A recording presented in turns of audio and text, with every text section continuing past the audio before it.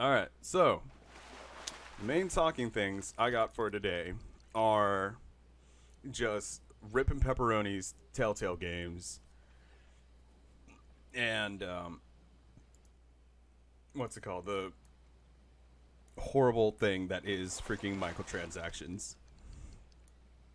And then Yeah, we could talk about like D&D and stuff later, but those are the main things. At least when it comes to of like course. gaming news, that's what I got. So hmm yeah, start on Telltale Games, I guess. For one, just rip. That was Yeah, that was very sudden. yeah, Happened. It just kind of boop. Oh yeah, by the way, we're going out of business. yeah. Um, I think it wouldn't have been so bad because I just, sometimes that it just happens. Sometimes companies go bankrupt. They make bad decisions, and it happens. The biggest thing I think is what you also know about is the whole thing of Telltale Games didn't tell their employees this, and just kind of like, oh, by the way, everyone's out of a job. Like now, Yeah, and you get no severance pay or anything. You're just gone. it was literally they showed up to work and they were told randomly, just hey, you have 30 minutes to leave this premises. Yeah. It's just Jesus.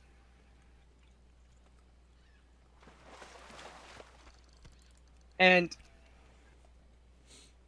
I think what was it? They got away with that, or they got away by doing that without giving them severance pay or warnings because they just literally were at a total financial loss. Like there was nothing that they could do to recover.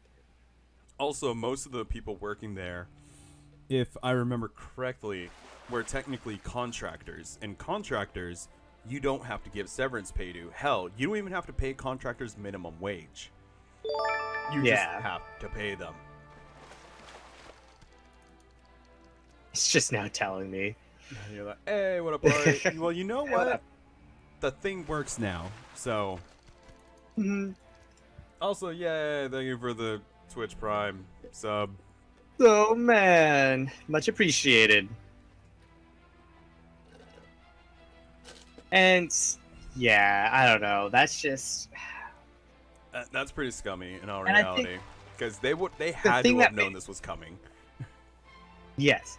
I mean, even just there were a lot of signs of it coming anyways. I mean, they were talking about having a couple months back, they talked about laying people off so they can restructure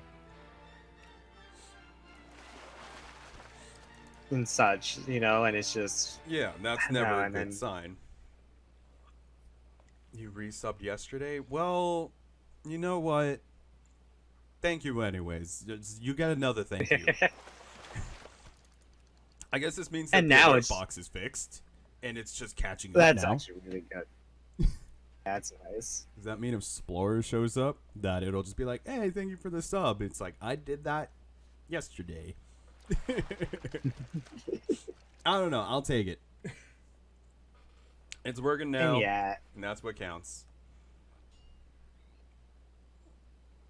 Yeah. I don't know. It's just scummy that they did that. Just dropping everyone.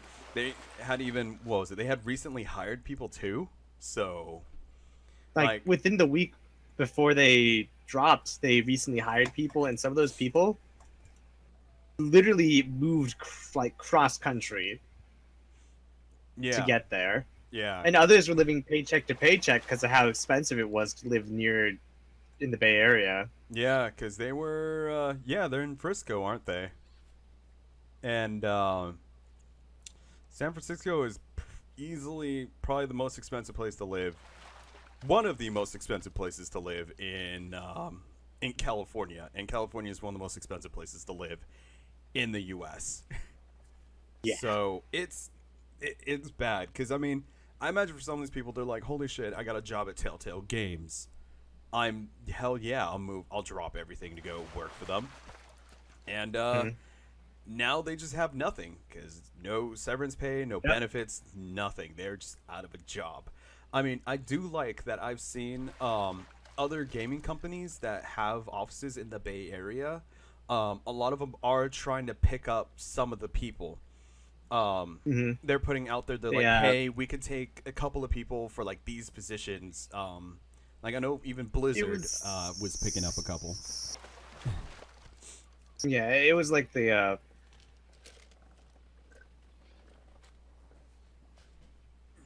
oh, What? sorry, my internet had a little spike there.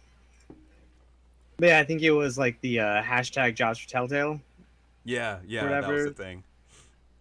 So like That any was the Yeah, that was the big thing. And it was just like any companies, especially gaming companies, who had spots, they were going to pick up whoever they could for whatever they could. Because, what was it, a couple, I can't remember how many people got laid off. It was over, 250, I want to say. yeah, because I think they said about 25 people were going to be kept on because they need to finish up some stuff. And the other thing that I think got out just recently was that they were gonna outsource. They're gonna hire. They're gonna outsource and give a contract to somebody else to finish The Walking Dead, which kinda That's kind of annoying because it's like, cool, you yeah laid off all your own people, and now you're going to give jobs to someone else to do your project. I mean, yeah I will say it's good for the consumers because there are people who paid for all the seasons of it, and at least they're going to get their money's worth of game, assuming that it keeps up with the quality of their previous games and everything. But for the workers and everything, that is really shitty because they're just all... That was just to be laid off and then hear very soon afterwards that your jobs are pretty much going to be given to somebody else. Which, to be fair, I think really the only way they can do it at this point would be to sell the rights to The Walking Dead to somebody else and have them finish it. I believe so.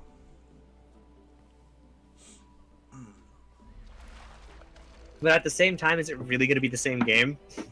Probably not, because I imagine a lot of the people that have been working on these have been doing them for a long time, and I mean, a Telltale game really isn't going to be the same if it's through a different company, because I mean, I wouldn't give a Telltale game to, like, say, like Activision and be like, hey, you're going to make the exact same game, right? It's like, they're not.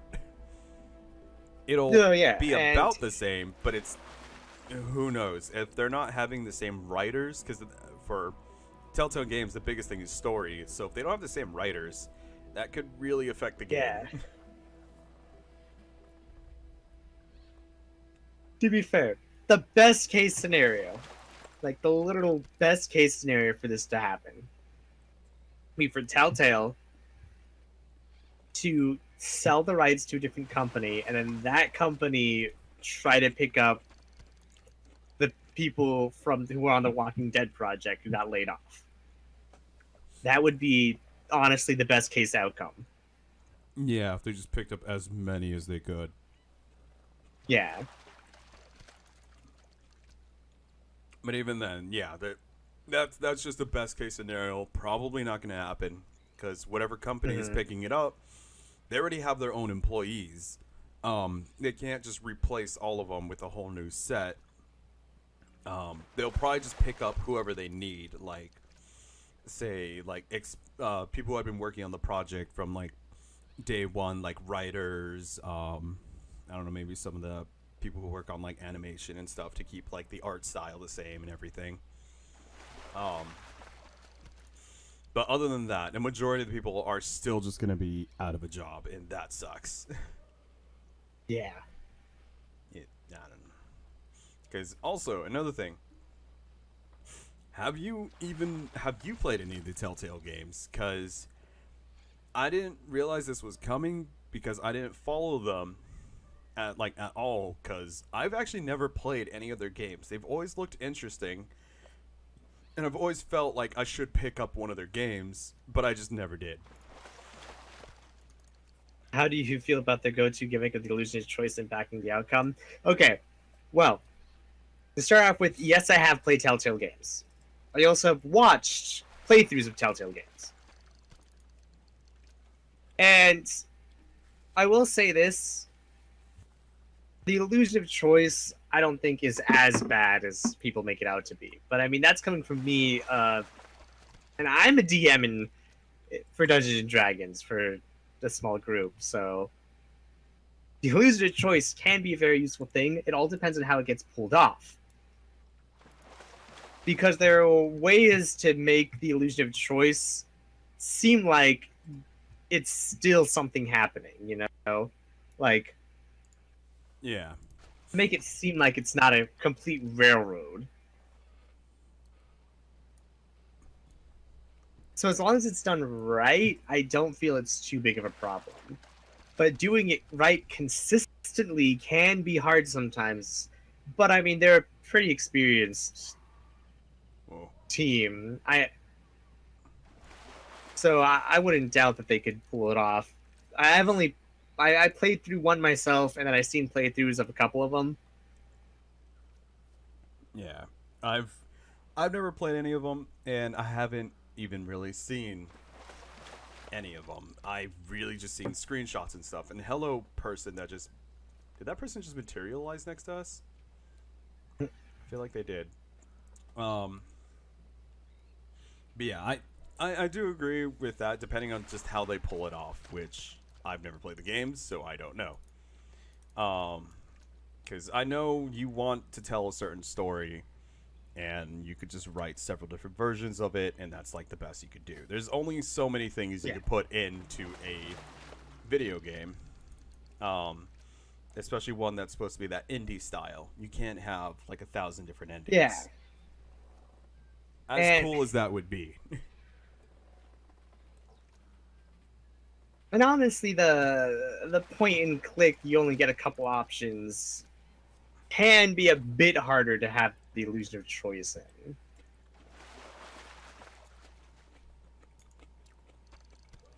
I feel like the difference with D&D is the players aren't free to review the other choices they could have made. That is true. Yeah. That is very true. Because, I mean, was it a false sense of choice as in the end, no matter what, the same thing would always happen? Or was it just there were only 2 or 3 set outcomes from the beginning? Because, again, I've never played the game. That's kind of my only drawback to this situation.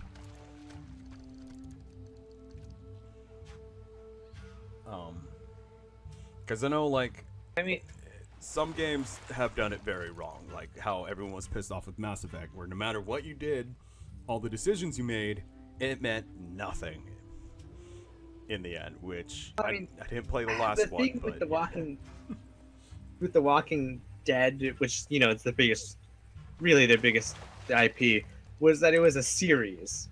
So there can only be so much variation that could happen, and it still lead into the same next game. But they did have it to where it will remember what you did in the past game and have that still have some impact in the future games. Okay. At least that's a thing. And not like you go into the second game and it's like nothing you did mattered. No, yeah. So some of your choices will still be called back upon and stuff like that in the next game. But I mean, at the end of the day, it's still a series of games. You can only have so much divergence from the main story. Yeah, or else by the time you get to the last game, it just ends up being a mess. Yeah. It ends up being like 100 gigabyte mess. Yeah. God.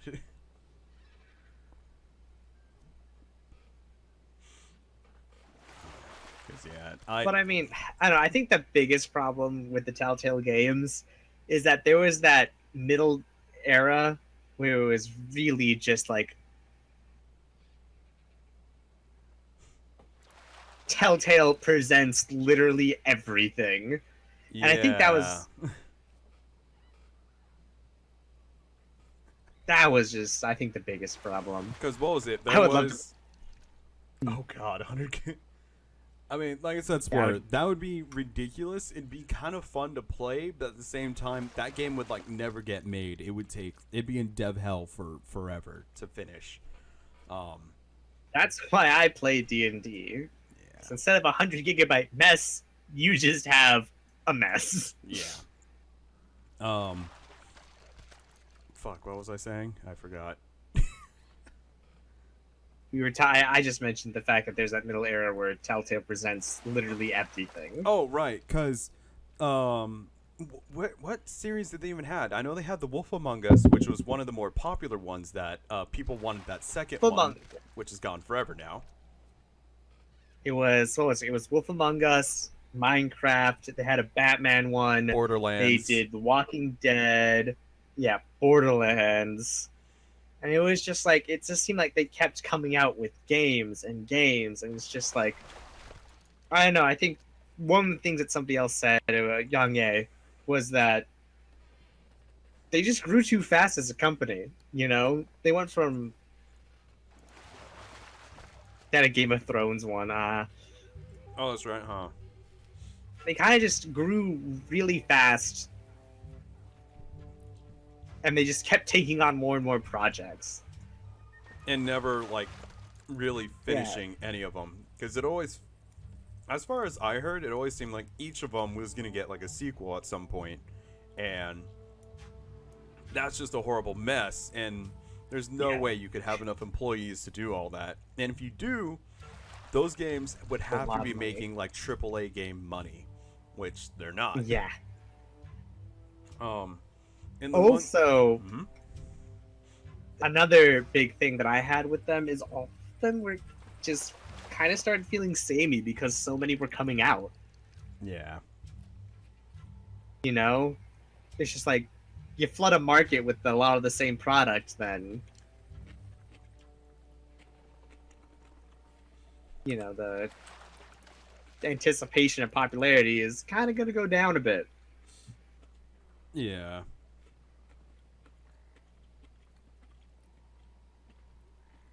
Just had so many games. Yeah, because there'll be the few people who pick up literally everything you do because they just like you. And then there'll be the people, the majority of people that'll pick like one, maybe two of your series that you like, and they'll stick with that and buy like nothing else. Because I have a feeling people who liked, say, Walking Dead or Wolf Among Us probably did not care for Minecraft. I mean, I played a shit ton of Minecraft, and I didn't care for Minecraft.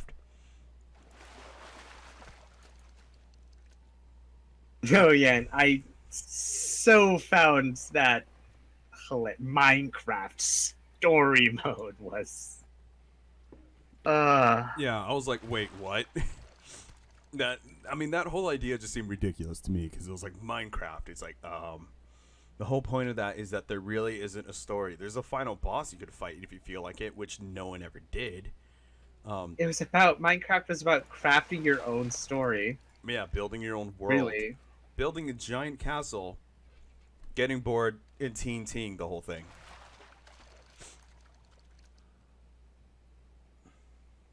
It was Minecraft story mode after Microsoft acquired it. I think it might have been. I think it was, actually. That sounds correct.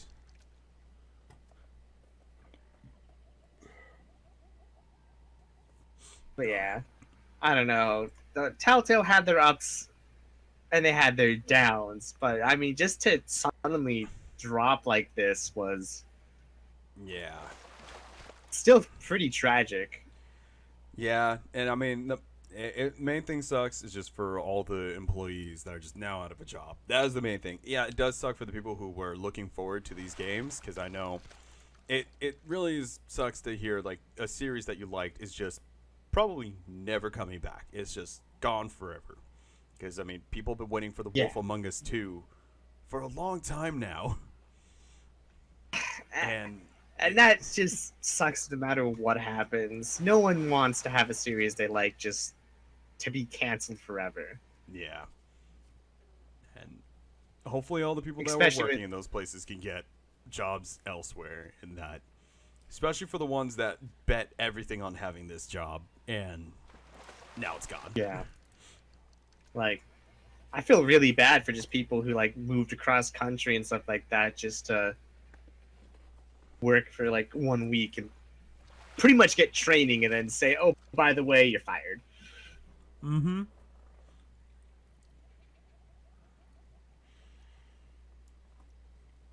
Oh, man. I'm almost finally done with my dinner.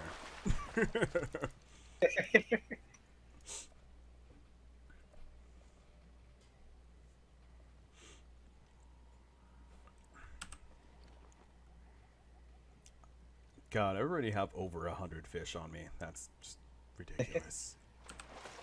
God, I have so much garbage. Oh yeah, you're gonna have a ton of that. Once you get to max level fishing, you get a lot less garbage. Like I've only gotten one piece of garbage this whole time.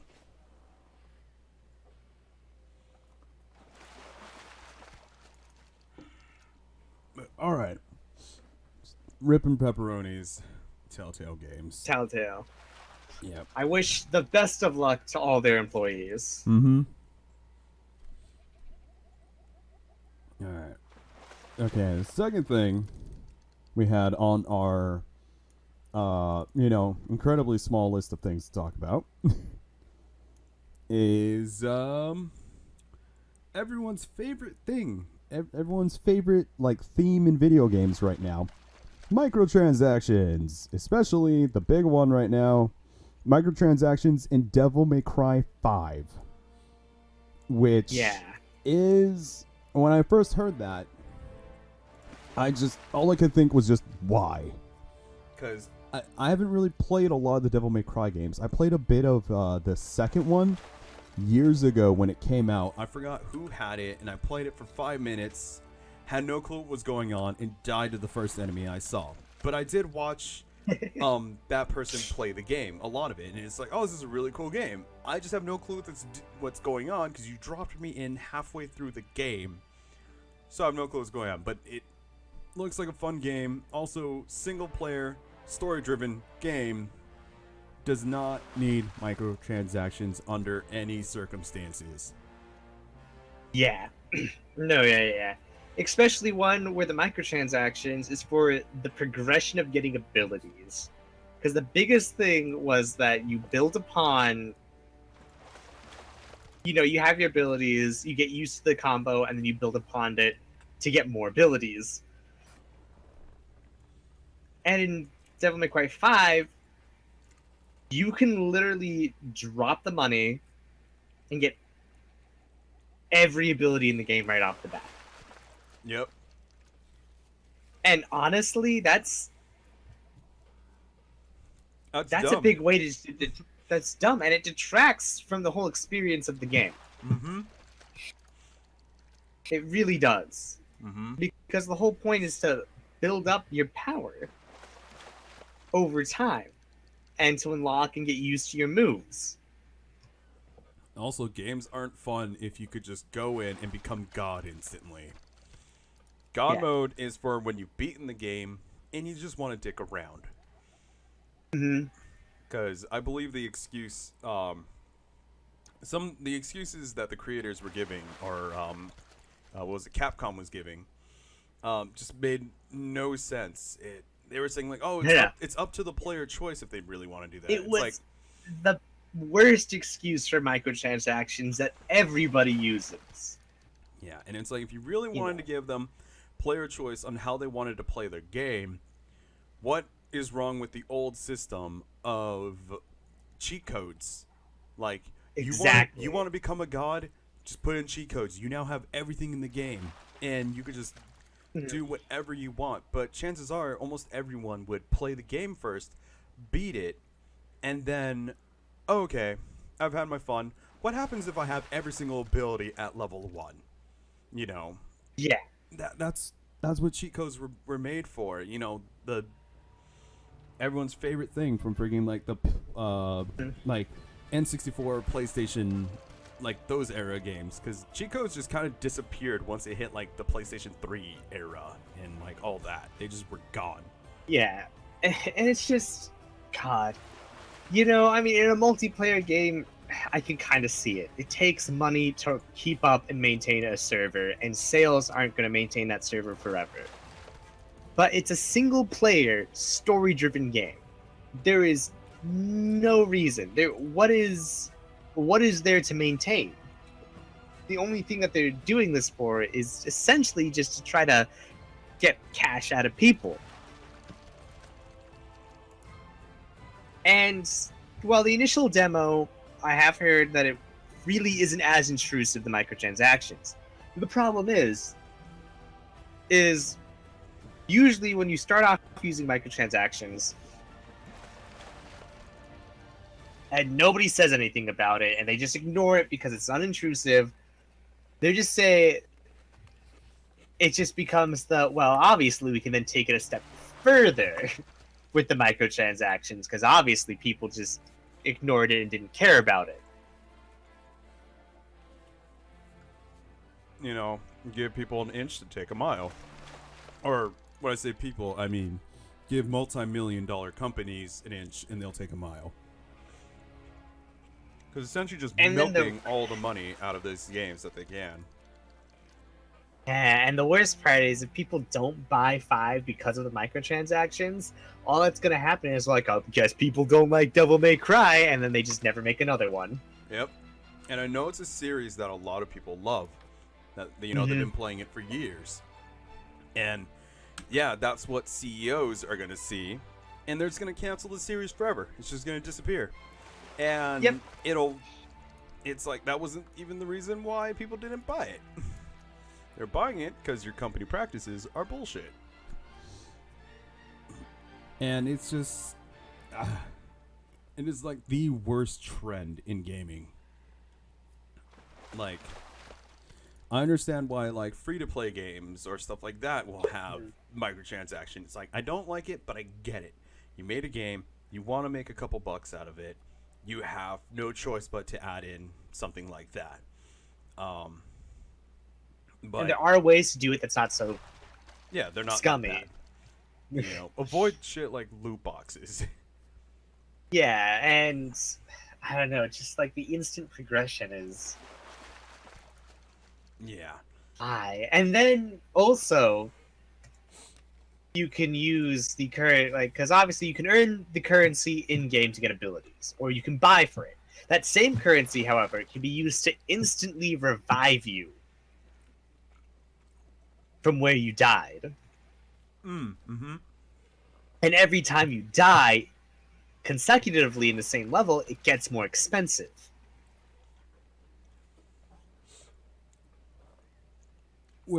And that is... that's so dumb. Yep. Like, I hated when I heard that. It's like, okay. Have people heard of, you just get good at the game.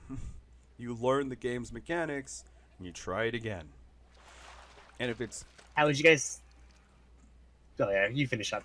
And it's just like, and if the game is too hard for you, that's why games would have different settings. They'll have an easy mode, you know.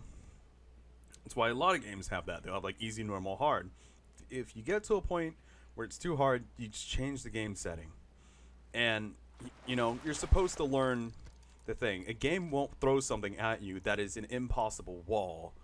And being able to instant resurrect that you could pay for, it just feels bad. I mean, that's like some Candy Crush shit. Like, oh, you know, you failed. Would you like to buy some hearts? It's just like, this isn't a mobile app. This is a full $60 game that people paid for.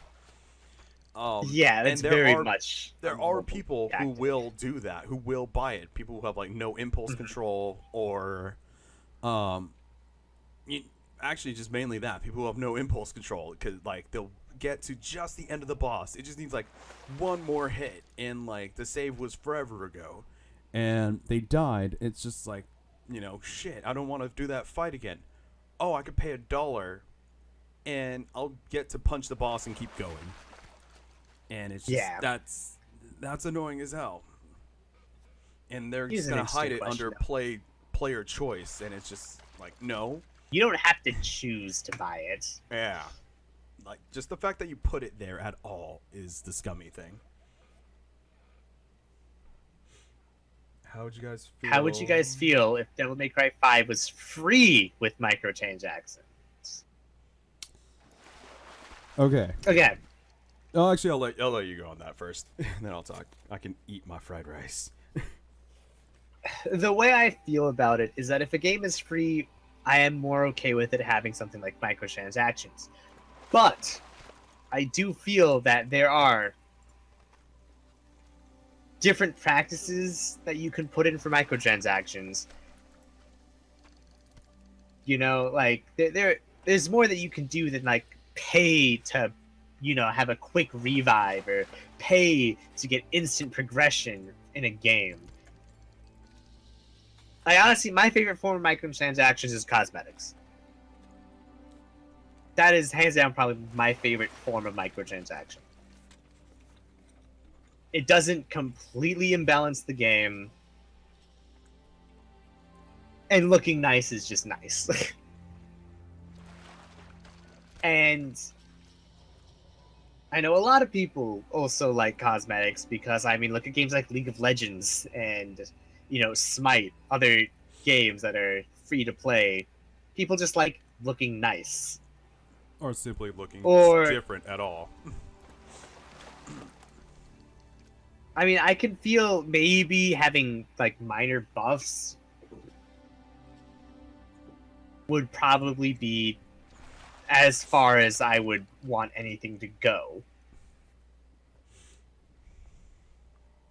But nothing like you can just instantly get to end game just like by paying a fee on level 1.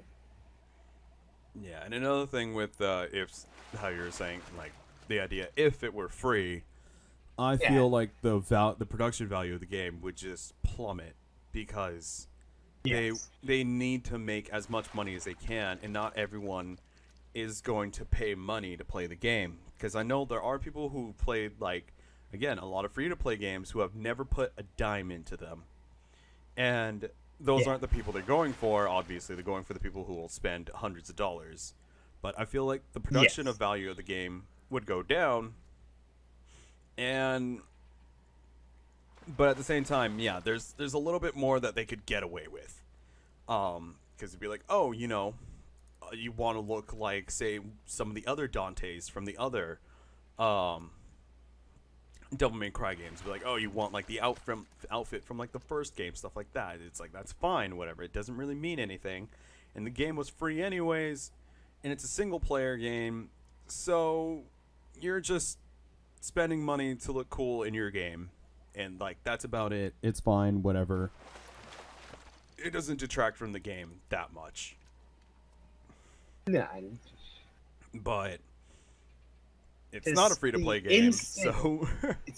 It's not a free-to-play game, which is, I guess, the biggest problem. It is a AAA game that you're paying for that's going to have single-player game, too, that's going to have microtransactions in it. And that just seems... Whenever you have a single-player game with microtransactions in it, that just seems like you're just going to be nickel and diming people to try to get as much money as you can out of it. Mm-hmm. Because we will say the version of the game people have played so far, it is just the demo, and they said it's not that bad, but it's still, they could change things from between now and then when the game actually finally comes out. And it's like, it shouldn't be there at all. And, you know, people who really love this series should definitely say something about it. Maybe they'll go back on it. Like, they'll backtrack on that system. This doesn't need it.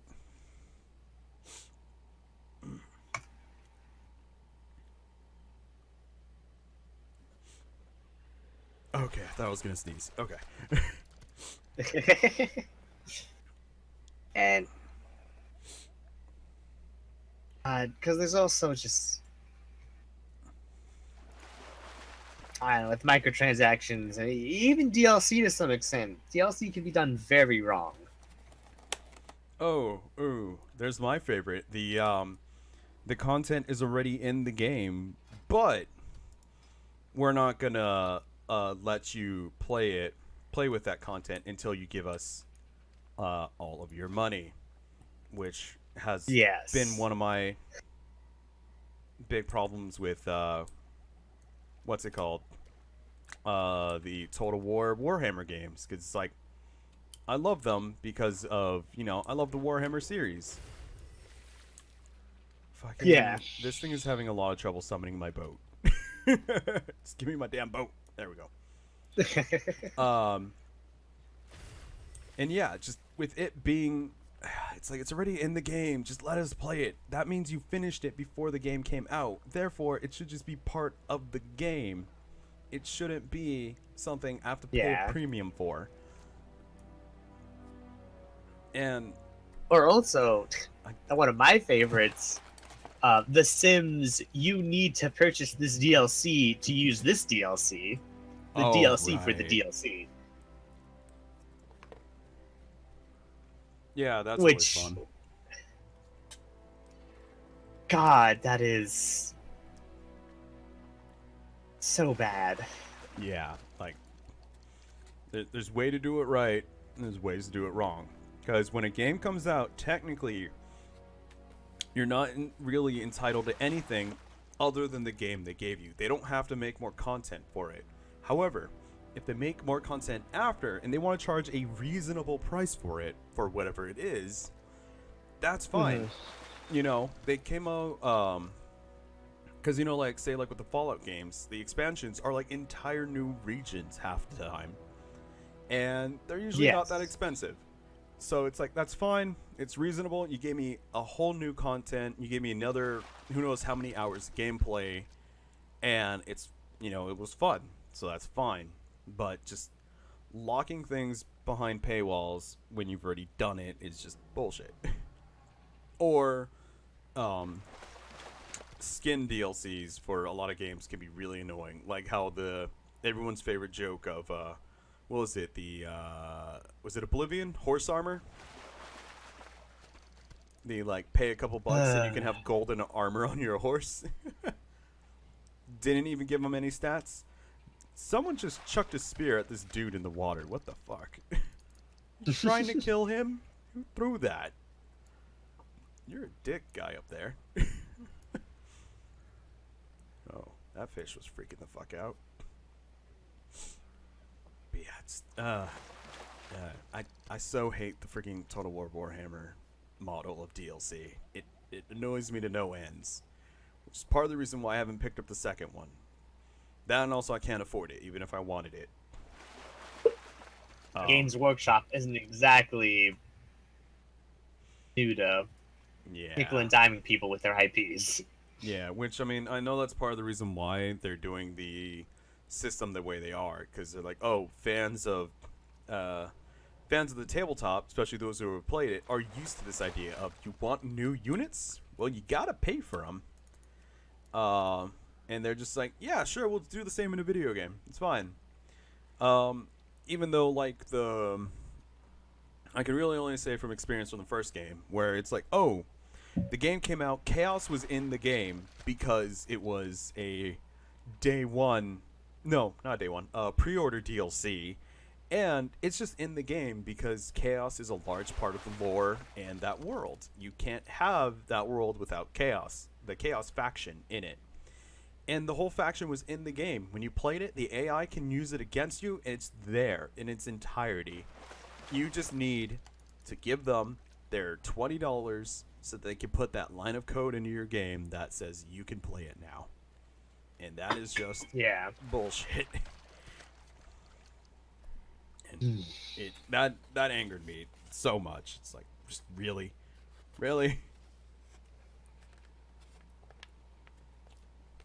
100% there. You just can't use it. Mm-hmm.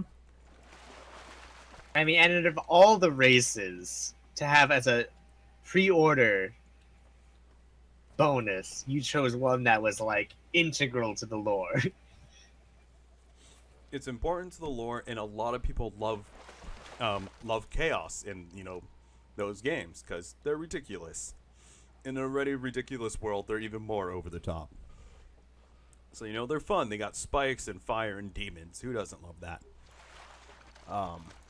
Yeah, it was very annoying. And then there was the whole thing of like, oh yeah, but if you pre-ordered the game, you get it for free.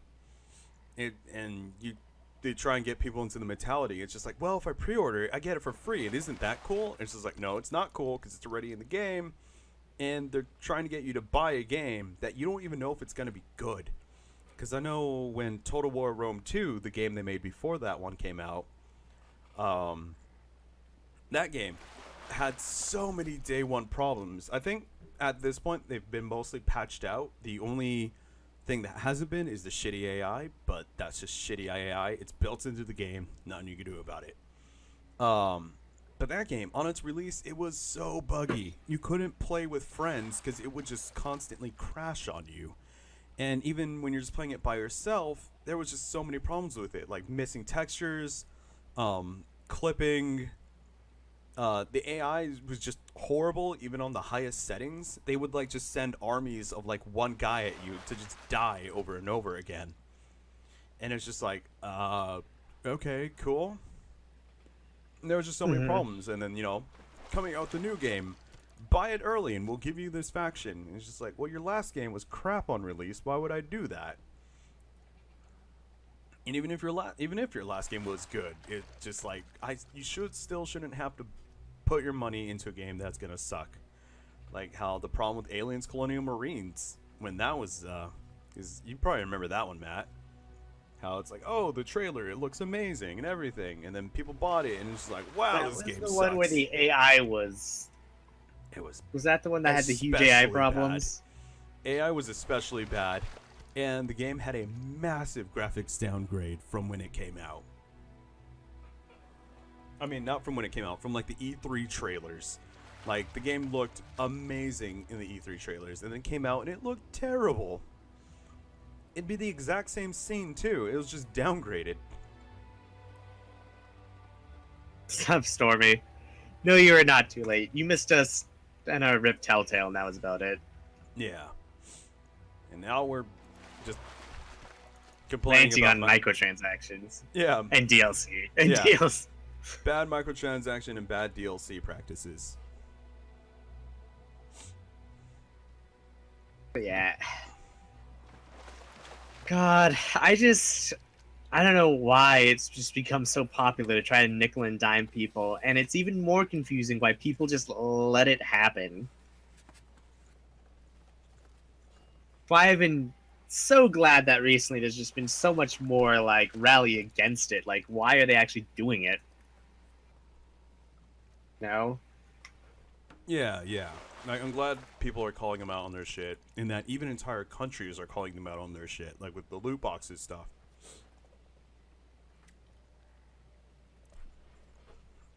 Because this is something that it's been a long time coming to complain about this. Yeah. It's just been a very slow build-up. Mm-hmm. And it's really reaching a critical mass.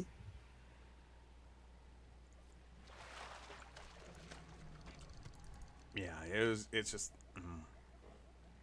God, Telltale, how did that happen? Yeah, from what we were saying before, it was a surprise to a lot of people. Not everyone. There were people that saw it coming, people who actually followed them in their business decisions. Yeah, it's just horrible, and it's just the worst for the workers who are out of a job. Because, Stormy, did you play any of their games? Because I didn't. Matt played a bit. I see that one fish, Matt, that you've been talking about, that like that swims over, freaks the fuck out, and then blinks out of existence. I think that's my favorite part. He's my friend. He like freaks out and then just blinks out of existence. Oh, I think it's this one. Is it this one? Or is it the one after him? I don't remember. Maybe it's the one after him. It's that one. Yep, there it is. Yeah, and then he just phases into the rock. Just goes up and just does a little shimmy, and then... Oh, and there he is again. Yep. And there he is again. That one's my friend. He's a good fish. Yeah. Naughty Dog said they wanted to take some of their devs, and I'm praying for that. Oh, okay, so it was Naughty Dog that was saying they were going to do that. Cool. Because I had heard where one or two other companies had mentioned that they wanted to pick up some of the devs and just continue the Walking Dead series to finish them up. But I didn't get to hear which company was saying that. And if it's Naughty Dog, I trust them enough. Especially if they do pick up the original I say Naughty devs. Dog would be a pretty good fit. Yeah. For picking up some of their devs. Yeah, especially if they have enough of the original people to give them, all the advice they need and how to make a proper, Telltale game. Because that's just the thing. If you don't have those people, then your game's going to suffer. It's not going to be quite what people want. It's not going to be The Walking Dead. Yeah, it's not going to be a Telltale game. Like, Telltale style game. It'll be someone else's take on that game.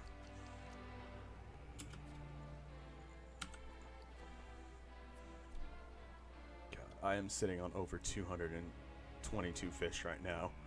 What are you at, Matt?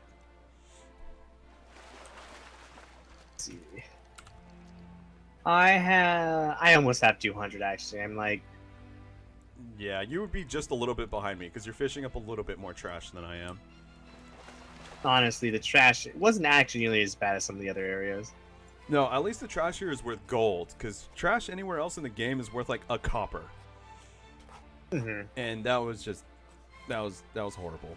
I'm so glad I'm not picking up like fishing line and freaking torn sails anymore. Yeah. Just Rip Telltale and microtransactions are bullshit. a little worse. Yeah. Just sad that even AAA games are starting to pick up a lot of mobile game practices. Mm-hmm.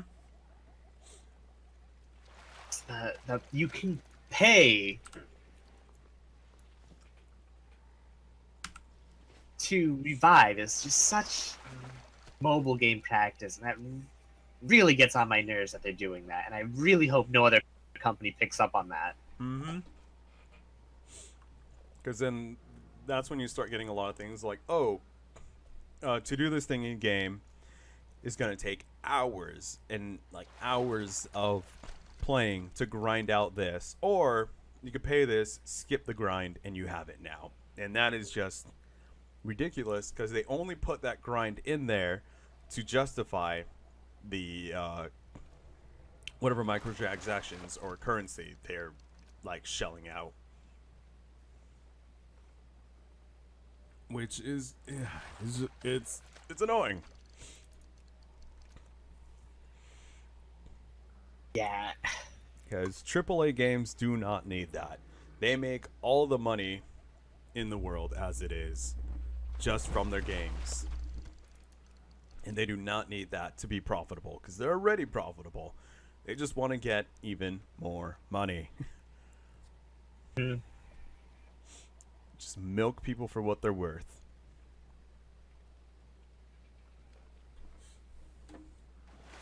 $2K also said they wanted to take the Telltale devs, and I'm like, we gonna make a basketball story? 2K, what are you doing here? You're drunk.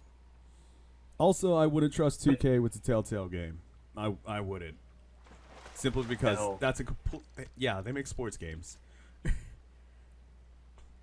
You could make more money. Yeah, it's just like... it's like... Is it or they can make a good game.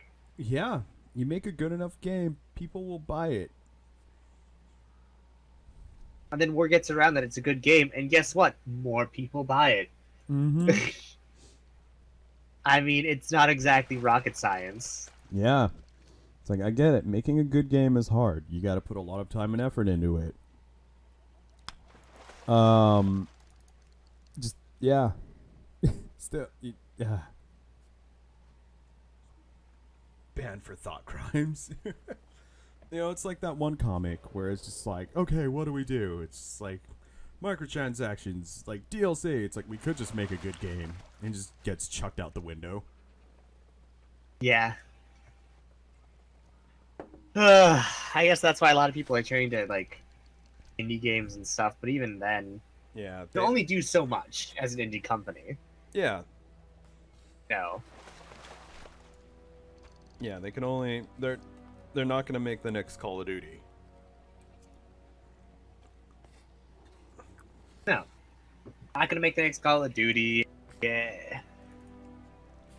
And it's just they could make a really good game, but I mean, you see how. I mean, just look up some development times for some of the best indie games. They take years, sometimes like 5, 6, 7 years. Mm-hmm. Yeah. Or my favorite are the ones that were made over the course of like a month, and it just happens to be an amazing game because it's just simple. Yeah.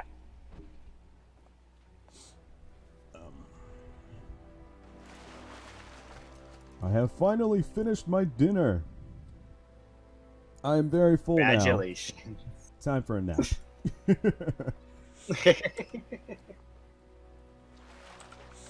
Oh man, I'm good and full. Also, I can only had hope. so much caffeine today.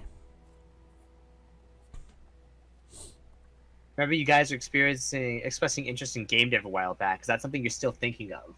Yes, and it's not even so much of an interest in game dev as in we've tried it. Mainly you, Matt. I have.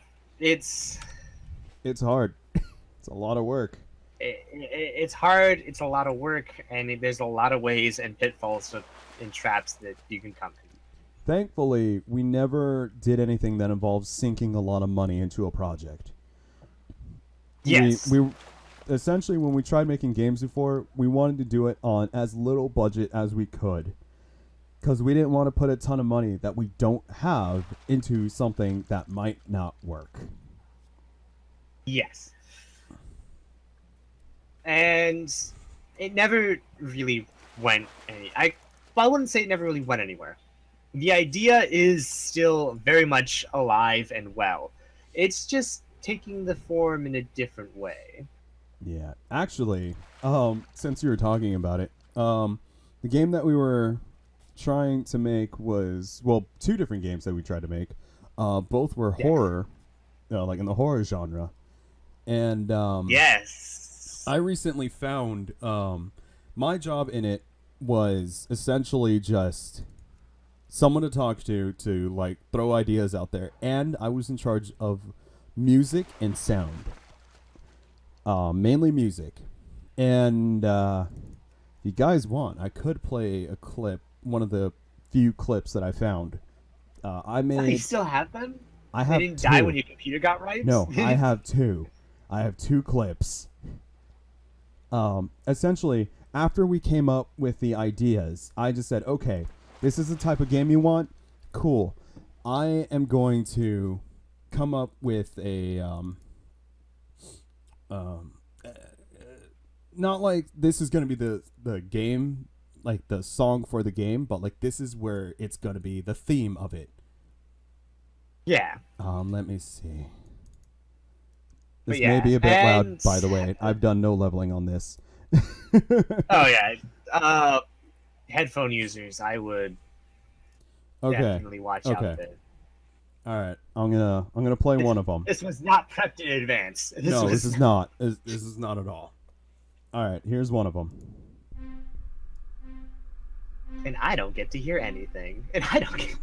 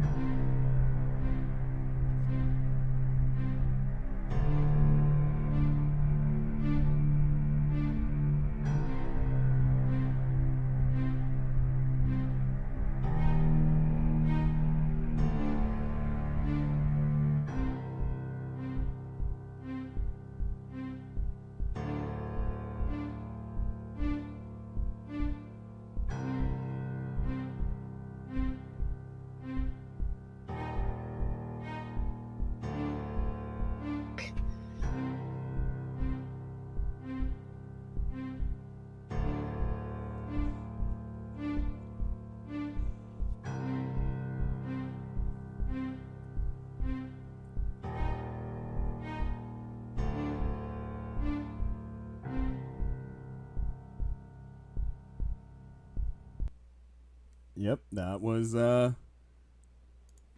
of them. That was when we I played the track from. Oh, thank God, I did not drown. Okay, cool. I was not in game. That was when we wanted to make a more realistic style game, and that was the theme of essentially the game. Like overall, that was the sound I was going to go for, and that was all just made electronically because I obviously do not own classical instruments. I also don't know how to play those classical instruments. I just have that. And let me see if I can get a hold of the other one.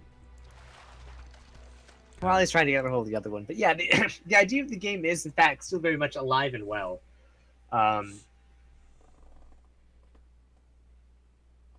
It's definitely taking on a new form. Instead of being straight up a video game, it's slowly turning it into more of a D&D system.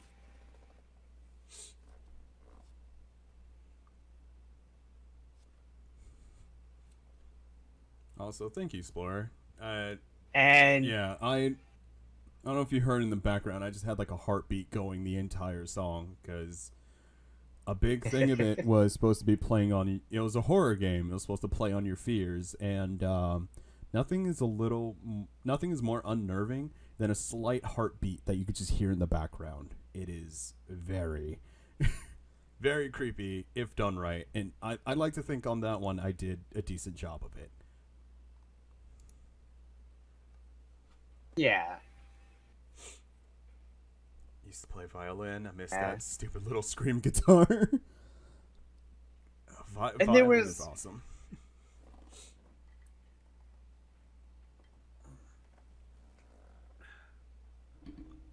What was that?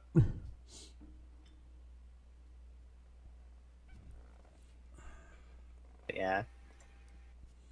So yeah, that was the more realistic game, and we had another one that there was another idea out there that was more of a 16-bit style game. Yes. That one. Let's see if this file works. Actually, I'm gonna play the clip from that if this works. There we go.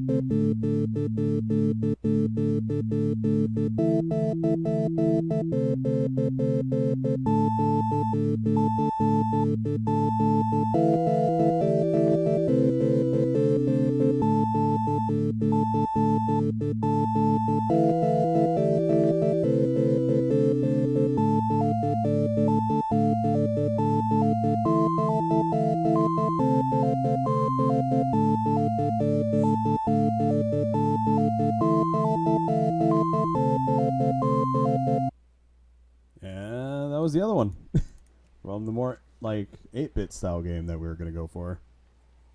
It feels like a combat melody. Well, I mean, the 8-bit one was more of a platformer, and the whole point of it was there was going to be combat in it, and it was definitely going to be more of like a how fast can you actually go through it. Yeah, so that was more of a something that would be used in like a combat sequence. But again, it was more of it's kind of like a test track to be like, what is the sound of the game gonna be? Because I know you guys gave me the idea. I believe Stormy, you drew up some like artwork for some of these, and it's like, cool, I have that. Let's give the game a sound, just so we have something to work with. And that was what I came up with for a test track. That one took so fucking long to make. Simply because I have no money, and when it comes to instruments, I have real world instruments. They don't translate well to things like that. And also, the only things I'm trained in, quote unquote trained in, I taught myself how to play is guitar. And I did in fact take piano lessons at one point. So I have a basic understanding of piano. I need to relearn it because I suck at it now. But yeah, that's working with like a MIDI board on a computer, and that's that one took forever to make. It was so hard, and I don't know if you're able to hear it or not, but in that one, the program I was using couldn't actually handle all the layers I was putting on it. So there was like slight corruption in the sound, and there was like nothing I could do to get rid of it. It couldn't handle like a chord essentially being played. So yeah, Stormy, you remember that. It was great. That was like the project when I don't think anybody who was working on it who knew who I was or anything, and like we all got in a Skype call, and I think all of them were expecting someone your guys' age, because you guys were in high school at the time, weren't you? Or just finishing up high school. And well, I know that was it was senior year, because that's when I was my senior year anyways. Yeah. And like what's it called? Just I pop in just like, hello. Just I'm much older than all of you, and I have the deepest voice there, and it's just like, oh god. Yeah, Stormy, I think you were the one that was like just straight up called me out on it. It was just like, oh my god, you sound old.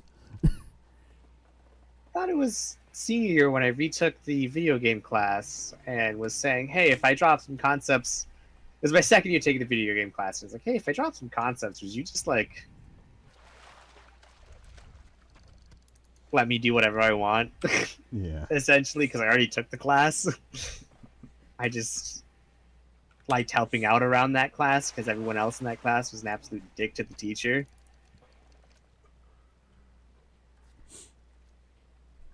Yeah. Because it was a computer class. Yeah, Stormy, that was essentially everyone's reaction at the same time. They were just like, oh god, Matt brought an adult. That was for Proving Grounds. The Proving Grounds one was definitely one for the first track. Yeah, that was the way in over our heads. That is something we definitely could not do. The 8-bit one I could definitely see happening.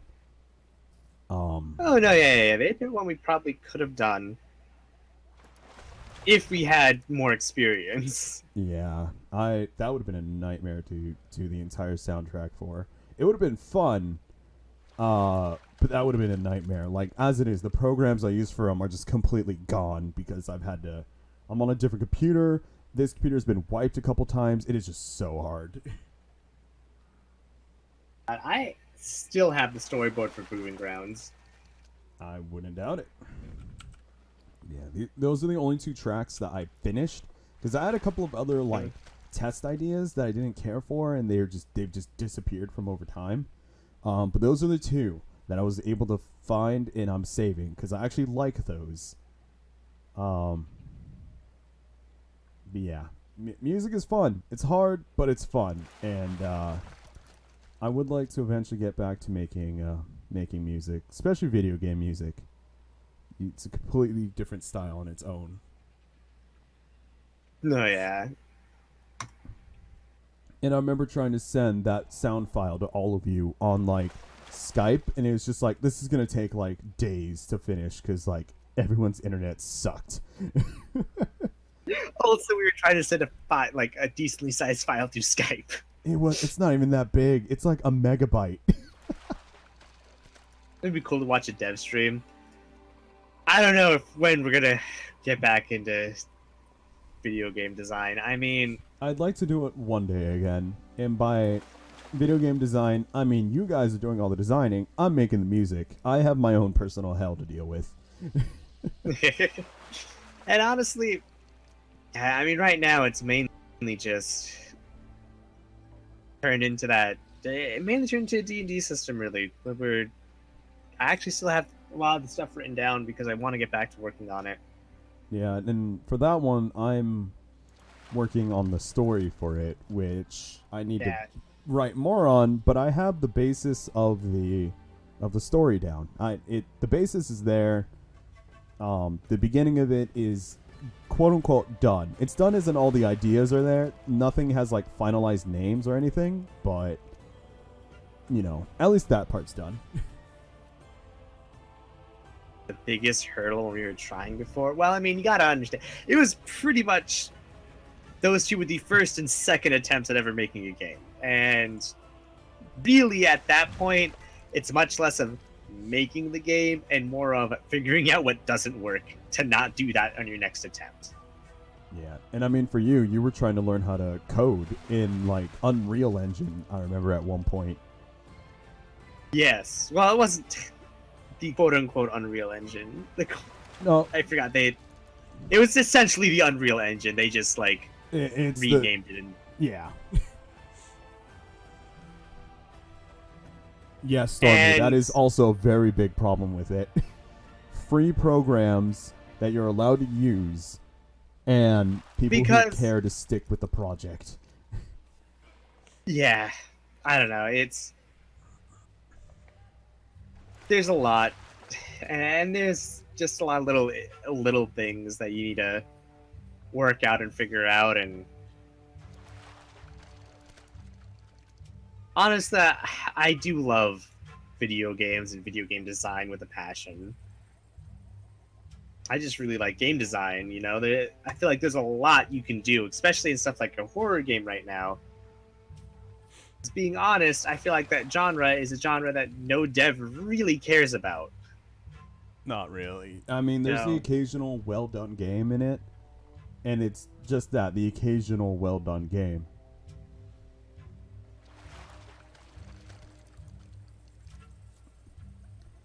Because my biggest thing in horror right now is the over-reliance on jump scares. Yeah. And I would much rather make a game that built upon suspense and like paranoia rather than just be like, you walk into the room, have a jump scare happen, and then you walk to the next room. Yeah. Oh shit, that guy actually landed a spear on a fish. Good job, dude. That fish actually got hit. Yeah, that... The haunted house system, as they call it. Yeah, Yeah. you know. Walk into a room, get what is- spooked. Look around the room for a minute, walk into the next room. Oh, hey, no spook. You go to leave that room, now you get spooked. That is the variation. Yep. You know, people don't. I feel like there's a lot of times where it's just like there's so much you can work with and so much suspense you can build off of, and you just don't take that opportunity and instead just opt for the jump scare. And it's just, you know, why? 'Cause let's be honest, it is very easy to get somebody with a jump scare. Yeah. Yeah. It is the cheapest form of horror. Mm-hmm. I mean, that's part of the reason why I don't play horror games or watch a lot of horror movies, because they're all jump scares, and I'm easily startled, so Yes. I just don't like it. I'd spend the entire thing just like anxious, and it's like, if the movie's well done, I'm still anxious, but I like the story and I like what's going on. Exactly. And that was my whole point around the Proving Grounds, was trying to play it around paranoia Yeah. and the facts, and start to implant a sense of hopelessness. Because you're being hunted by a creature, and yes, there are ways to fight back. You would be able to fight back against this creature. But the thing is, every time you killed it, it would come back stronger until it got to the point where you wouldn't be able to fight it anymore. Yeah, that's right, huh? And over the course of the game, you know, you fight it, and then it just gets harder every single time. And eventually, just the hopelessness of the situation would take over. It's just like, I can't do anything anymore. Yeah, now you're being hunted by something that is super powerful, and it's super powerful because you made it that way. Like, Yep. Because I believe you said there would be options to where you could just not fight it. You're still being hunted, which is a big part of the horror of it. And you have ways to defend yourself, and that's just where the horror comes from. But chances are, if you're given a way to fight something, you instinctively want to fight back, and you're going to screw yourself over later on. Yep. You know, you give hope to somebody, and then you take it away. Yeah. But still give them a way to complete the damn game. Yes, you know, that's why, you know, then it just comes to resort to a game of cat and mouse where you have to run and hide. Yeah, you pick and choose your battles, essentially. Like, I have no choice but to fight this, so I'm going to fight it just to get out of this situation. Yeah, the game had a really fun concept, and I really liked the idea of it. And again, that was the one from the first track that I played. Yes. So that would have been the overall music theme of it, which is why I had like the heartbeats. It's kind of like it's a little unsettling being here, and that was a bit more of like, say, like a title track what you would see like on the start menu or something.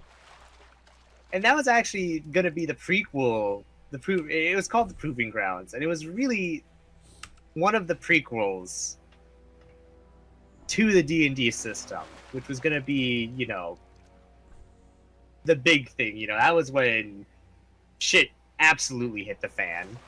Yeah, because we also It actually came out. there was the other game too, Covers, that essentially wasn't really more than concept, but it was also oddly enough in the same world. Yes, and really the whole point of it was like the concept of it is that all the old tales about the gods, the demons, and the monsters. There was some truth to all of it. There was a seed of truth in all of it. And really, it was that our world and a different world were connected. Yeah. And the way the other creatures from the other side passed through areas that were, you know, the connection and the barrier was thin. Yeah. And that's how all the monsters and demons came through, essentially. Yeah, and just over time, people built things on these areas, these kind of like places of power. They built things there to kind of like seal off our dimension from theirs. And that's essentially where you got the pyramids, Stonehenge, and all the, you know, the great monuments, the natural wonders. Yeah, you got all those things, and the monuments. Also, just where people built in general, because you know people are drawn to certain areas. Why are they drawn there? And it's just people forgot these reasons. So over time, you know, they become degraded, they get destroyed or lost, whatever over time. And Truth as this has happened, stories become myth, and then myth becomes legend. Yeah. And it gets to the point where people either don't care or they've forgotten.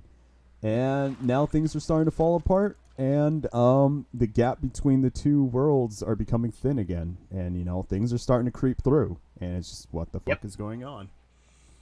That's how you get things like the Proving Grounds, which essentially was the story of a haunted mansion in a small town. And the whole thing was all the kids would go dare each other to go spend the night in the haunted mansion, i.e. the Proving Grounds. And it ended up where the big sister got dared by her little brother to go stay in the haunted mansion. She ends up doing it. And that's when shit hits the fan, because the mansion, while not technically haunted, still had a monster in it. Yep.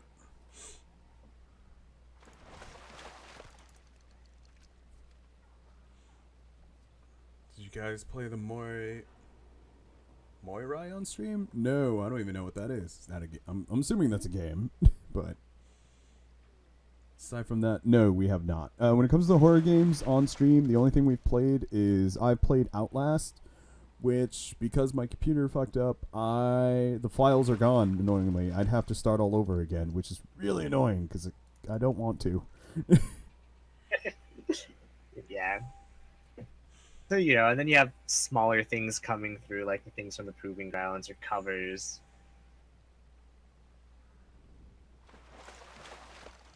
And then, you know, and eventually it gets to the point, I believe so, actually, yeah, the name being Alex, that sounds about right. I didn't hear those details. I was only part of a couple of calls, and just with those calls is what I made the music from. And essentially, you know, you go through the game of the Proving Grounds, trying to find a way to stop the monster. Because obviously conventional means don't work, because every time you kill it through conventional means, it comes back stronger. And it also exerts a certain... And the stronger it gets, the more control over the container it has. You know, the reason why that house is haunted was because there were stories about the previous owners going insane. And that was because the monster exerted some control over the house, slowly driving the inhabitants insane until eventually driving them out. And those people were pretty much the people keeping the monster sealed in the house.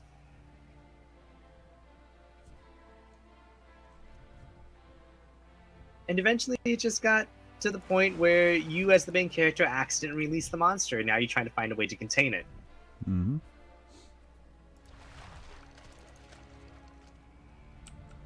And then Covers was about two creatures, appropriately named Flashlight and Cover. One of which has no object permanence, and the other of which hates light.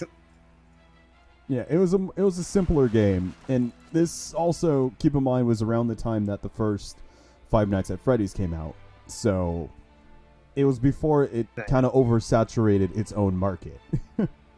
So yeah, there was some ideas that were, you know, it's hard for a game to become really popular and for us to like that game without it kind of getting into your own stuff. That's just how things work. And then, you know, that kind of oversaturated the market. So there's no really point in making it. Yeah. But the whole point was, yeah, you would have to do the right thing. Either you're a kid and you have to hide under your covers or use your flashlight on the right monster, or the monster would attack you. Yeah, the sleep paralysis game. Yeah, essentially. And then there was one more concept that I had, and that turned into pretty much another one. And that was pretty much... I tried to play it off of a different thing, and it was the Black Heart, and essentially it was another monster from the other dimension, because these three were essentially the prequel games, introducing the fact that shit was hitting the fan, and monsters were coming through. And the Black Heart was, the whole point about that was, it was supposed to blur the lines of you don't know what is real. The whole point was the Black Heart essentially cast illusions on you as the main character. And you would end up doing actions, and you don't know what the actions, if that was real or not, and what actions were having an effect on the real world.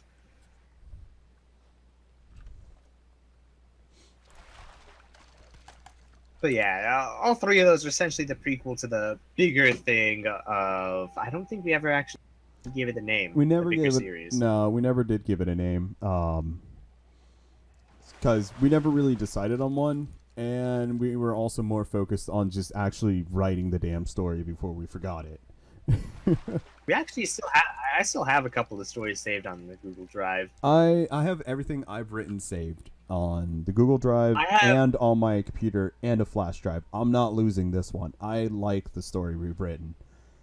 I have the stuff that I've written, because I've written a couple small things, and then I know you've written a lot of bigger things, because I've been working on the numbers of the D&D system and how leveling up and skills are going to work. Yeah, also a bit more of like creature design and ideas, whereas I'm just like, the hell's even going on in the world? And even because I draw inspiration from a lot of the Warhammer stuff, because I really like the universe. It's stupid, but I like the universe, and I like some of the ideas they got going. So again, it would be a D&D style game, so there are in fact factions in there. So I was starting to write up some of the one of the different factions in the world, I was starting to get to that point, you know, where there are actually groups Yeah. in it aside from the main story. Because I think we got, as far as story-wise, there's enough story to run like a test game, but there's not enough of the system built up yet to do the test game because that's hard. God, That's a lot of there's numbers, and so that's a much. lot of things to work on. Yeah.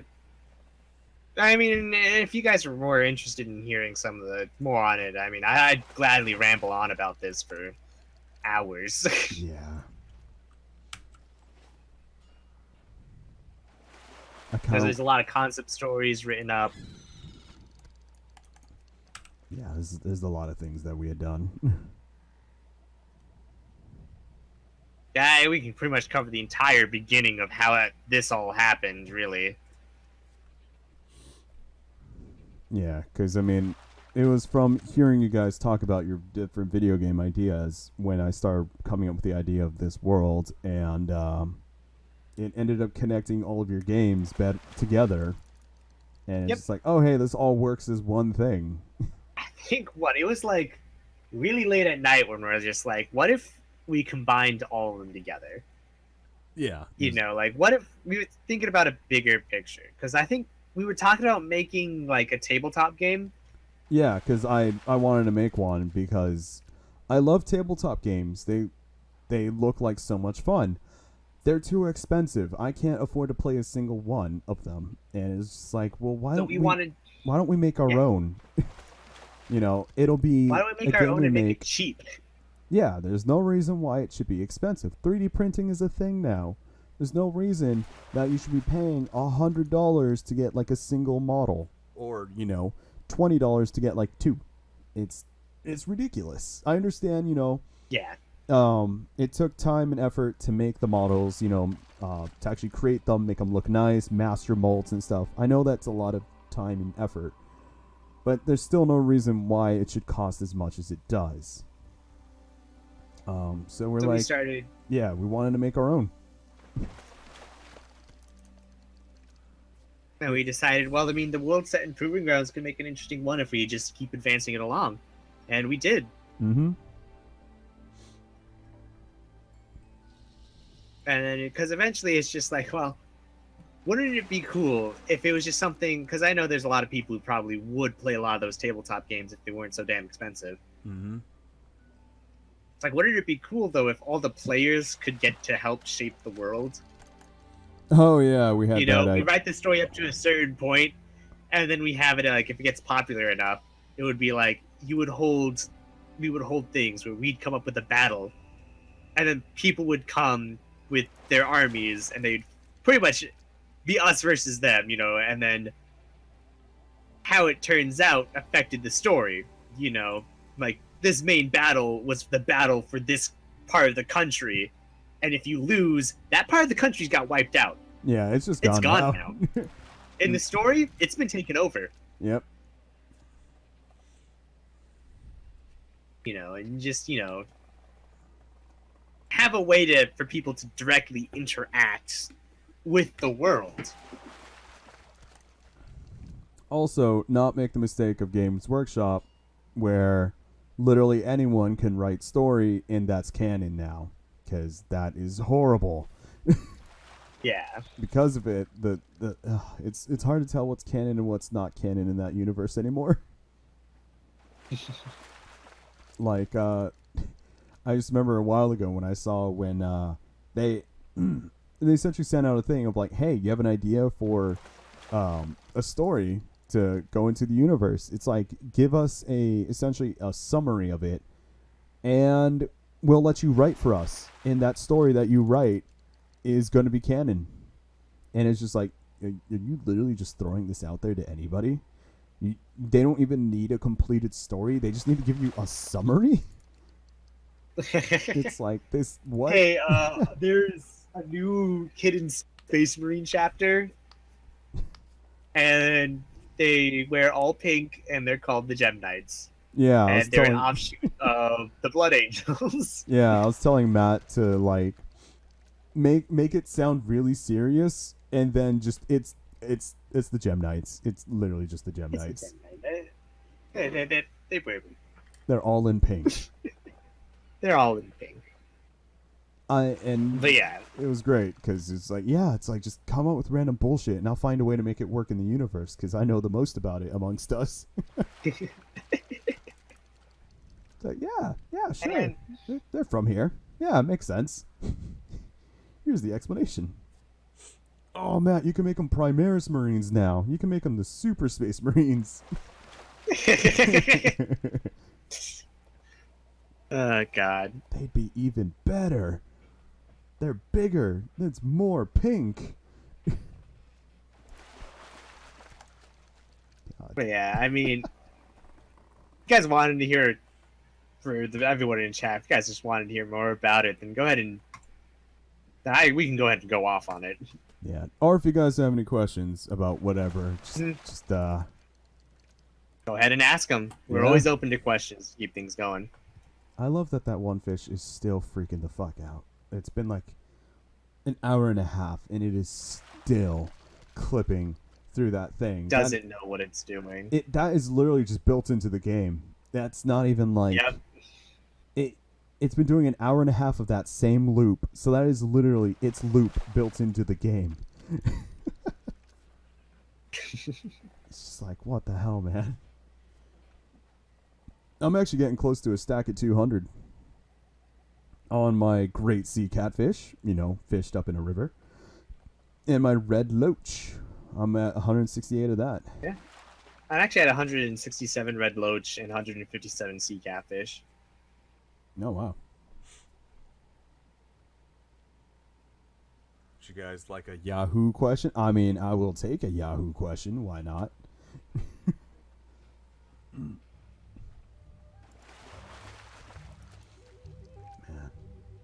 Actually, yeah. Because I've fished enough in this area, I think I'm getting more accurate numbers on the drop rates on these things. It's like... Yeah. The difference between the loach and the catfish aren't that different. I don't know why the loach is worth so much more. It shouldn't be.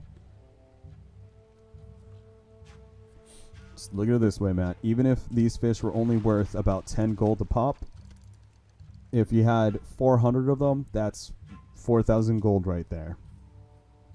And that's a good amount of cash. And I'm That really hoping is. some of these items I have will sell, considering one of them is going for 386,000 on the auction house right now. It's not worth that at all. According to Wowhead, it's only worth about 10,000. It's also the one that's sitting in the guild bank. There's another copy of it. Someone has it. I don't know who got it though, so I haven't put it on there because it wasn't me. I think it was JD. It wasn't me. It had to have been. The dragons lived before, during, or after the dinosaurs. Ooh. I wouldn't think before. I don't think the world was right for creatures that large before the dinosaurs. Because before that, things were still in the ocean also. During, I mean, maybe. I'm a little biased due to the that one movie, Reign of Fire, where I think in that world the dinosaurs were wiped out by the dragons.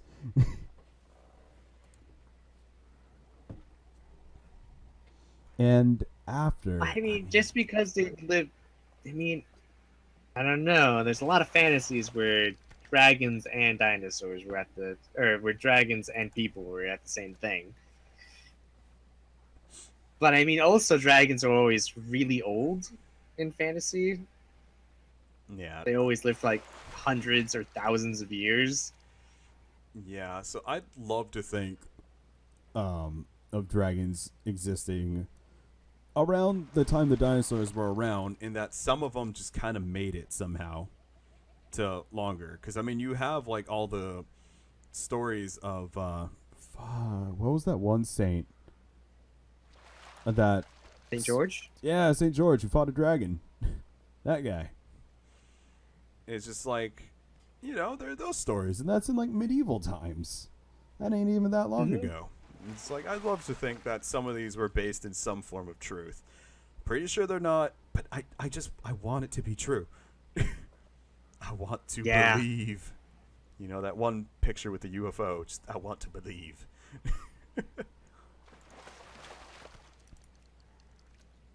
Because that would be awesome.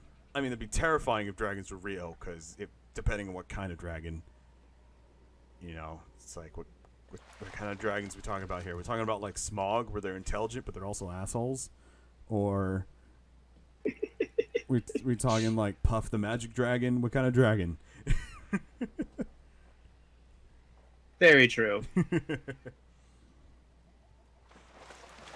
I guess we have to narrow down what type of dragon we're talking about. The big scaly European one, more modern feather and scales take, Chinese fuzzy dragon with Antlers. See, yeah, exactly. What kind of Durgan? I like the design of the European one, just because you know it's the big bad one. Asian ones are cool though. Those are usually more not assholes. They can be because they're practically gods, but they're not instinctively bad. So, I mean, is it like a gold dragon, a red dragon? I mean, then depending on what you talk about, the color of the dragon means stuff. Like in D&D, the colors of the dragons are in tune with their alignment and motives.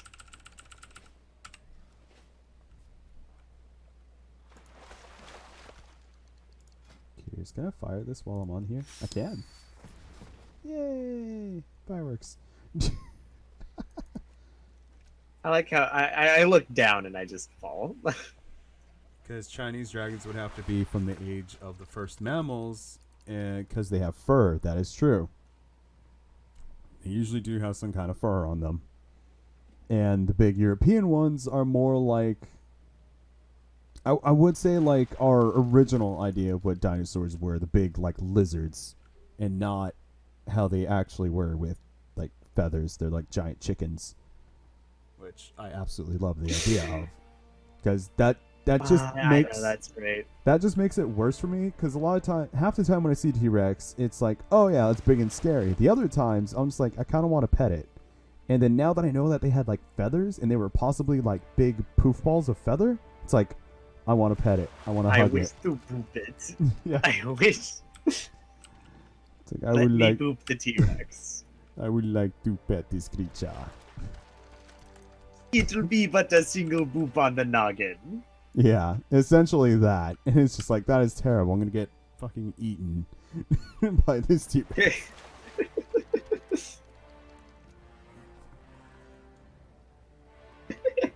Oh, man. So, yeah. fun fact: did you know T-Rexes didn't roar, and it's suspected they instead cooed Like pigeons? Oh, that's amazing.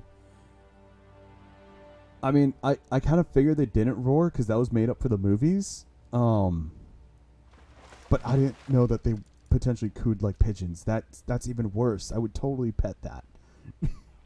Because it's like, yeah, pigeons. People will call them essentially rats with wings, but they're kind of cute. Even if they are kind of assholes. They're a little aggressive. A little extremely aggressive.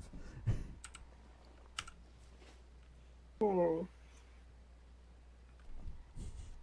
Jurassic Park, where everything is the same except battle Or is it just like, ooh, ooh. It's just all bird sounds. I would love that. That'd be great. I don't know why, but that just got me on that article that you sent me earlier. The, What, the Gandalf one? yes. I guess it's just because dinosaurs weren't what we expected. Yeah, and this is like going off of what Gandalf was, because Yes. I don't know how many of you in chat have actually watched Lord of the Rings and or read Lord of the Rings, because I think Stormy, you've seen them at least once, right? Yep. I think you guys made her watch it. See, Gandalf, the wizard of that, there's a theory that he wasn't actually a wizard, but instead a high-level fighter with 18 in intelligence and points in use magic device.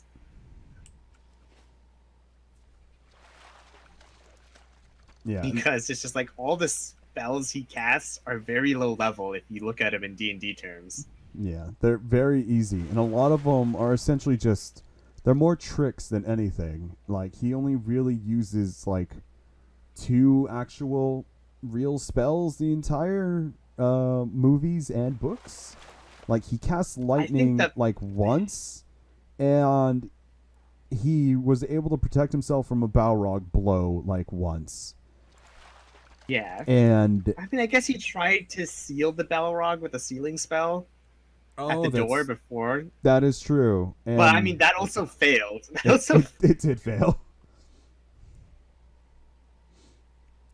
It essentially just slowed him down. That's the best it did. It was great. It's just like...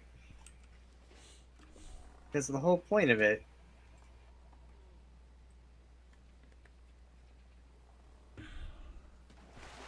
Was that, yeah, all the spells could be explained away, and he mainly did tricks. But if you did notice, he has, like, 2-weapon fighting, because he uses a sword and staff, which you would also have to have another combat feat to make it so he's proficient in using 2 weapons. Because he was very good at using them. He killed many things. Yep. And if you look at all the feats you need to take to be proficient in 2-weapon fighting, it would use up, like, all of his feats as a wizard. But if he was a fighter... He would just have them. Yep. He'd get them fighters get a shit ton of feats. Yeah, because get a feat, like, every other level. Yeah, because even, like, a Titan Mauler, you can use 2-handed weapons in one hand. Which... And it's just like... He uses a 2-handed sword, and he uses a quarterstaff. Yep. Emerald Pie, thank you for the follow. Much appreciated. Mm-hmm. And then my favorite point is, when you think about it, how many times did he use magic versus just stabbing his way through? He fought the Balrog in it pretty much with sword fighting. Yeah, he fought it in, like, actual melee combat, because even in the books... Yep. Which, again, Tolkien wasn't very big on writing battles, like individual battles or things like that. He kind of usually skipped over them or skimmed through them. That wasn't his thing. But even if I remember correctly in the books, it's just like, yeah, he fought it. He just straight up fought a Balrog until he won. It wasn't even really saying that it was a battle of, like, magic and stuff. Because Balrog wouldn't have done that. You know, Balrog was essentially a minor god that was corrupted, and it just fought you in melee. It was just big and very strong.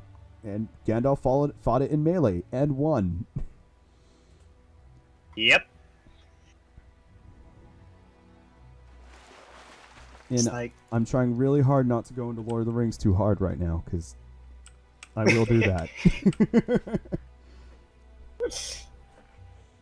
Oh, man. But, I mean, just think about it, though. If he was a fighter with used magic device, that's just really smart way to do it. Because what does everybody do in a game with wizards that you have to fight? You always rush the wizard in melee combat before he can get off his spells. Yeah. But if you're a fighter pretending to be a wizard, everybody rushes up to you and you just stab them. Yeah. And just destroy them in melee combat. And it's just... Because, I mean, in his fight against Saruman, he lost in that magic fight. Straight up. He just got trashed when it came to a magic battle. Yeah, which, to be fair, even in Lord of the Rings, Saruman was a much more powerful wizard. But still, Gandalf was also a wizard. He should have known this. He should have stood some chance, and he just didn't. Yeah. Which, again, try not to go too hard into Lord of the Rings lore, because yeah. I just find that very hilarious. That it's just like...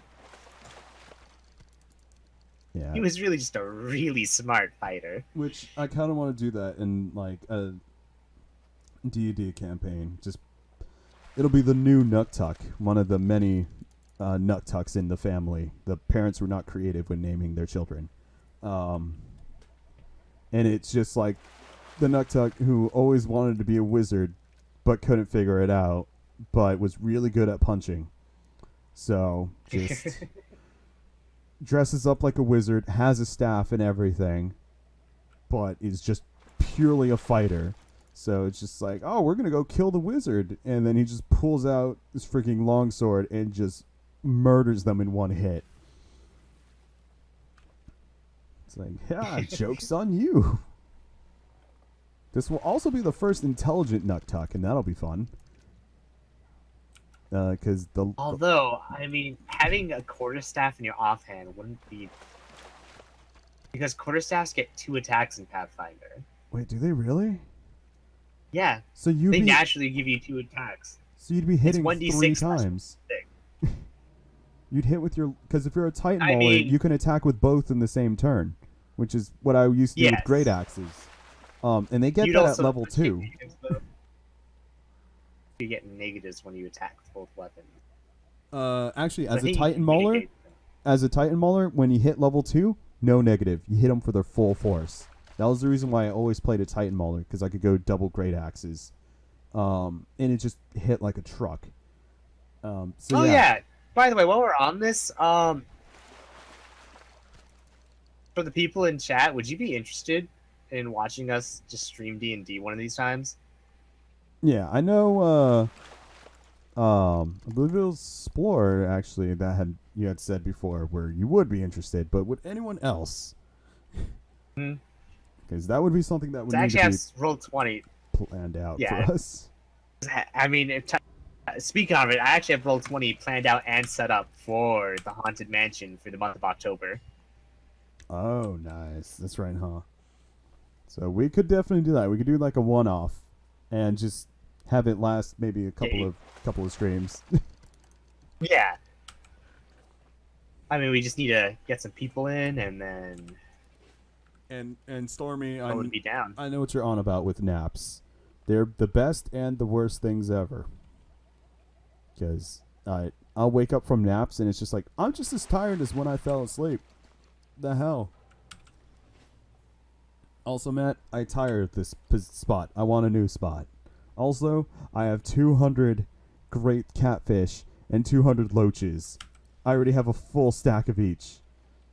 Oh, and my boat just died. I have 185 and 196. Wait, 195 and 196? 185 and 196. Oh, okay. You know what? I'll stick with you until you get like a full stack. Oh, what the hell? My boat just came back? Okay.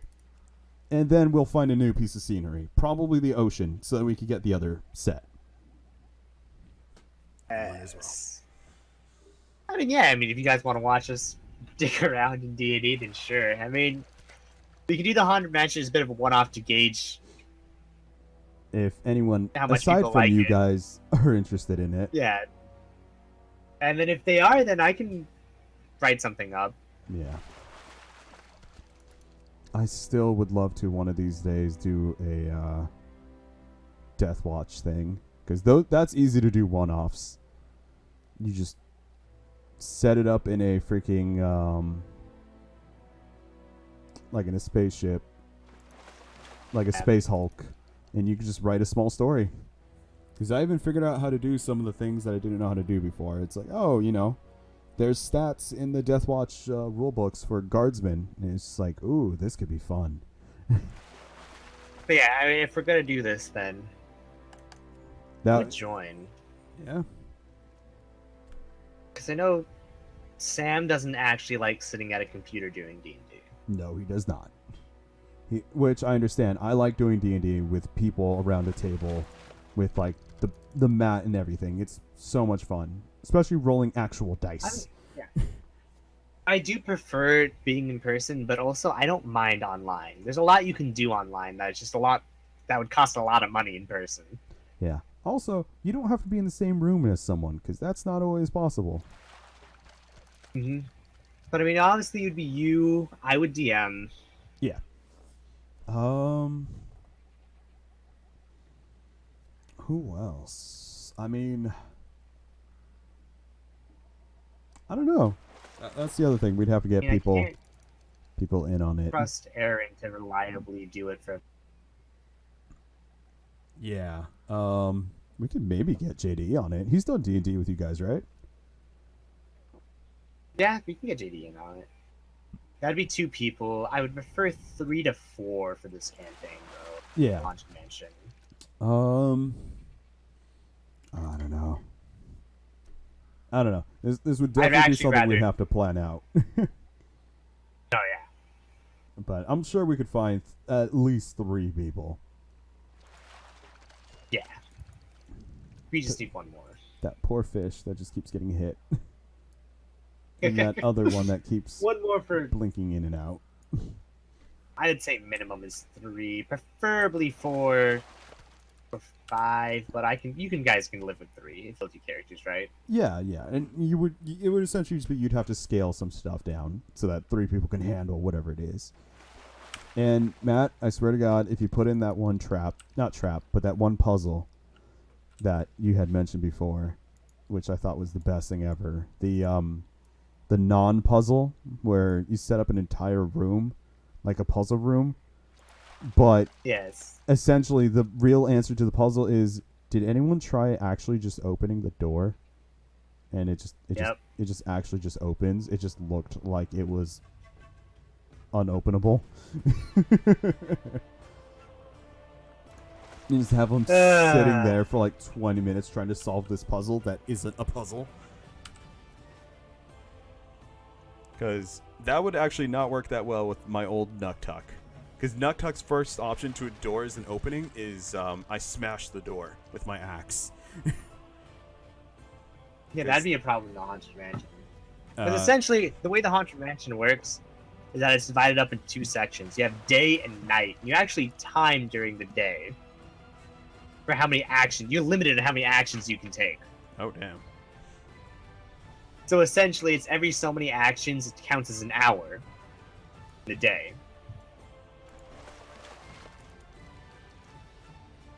And then it's after you hit 6, the mansion is then sieged at night. And the whole point of it really is that all the rooms are set up and everything, but it was the whole point of the more you play it, the more you'll know. Like, the waves of undead don't really change. The rooms, the treasure rooms, the level of the treasure rooms the same. The traps and puzzles will be different. Those are random. But you'll generally know where all the best treasure rooms is to hit up. So the more you play it, the more you know until you can finally beat it. And it's kind of like a rogue type in a way. Yeah.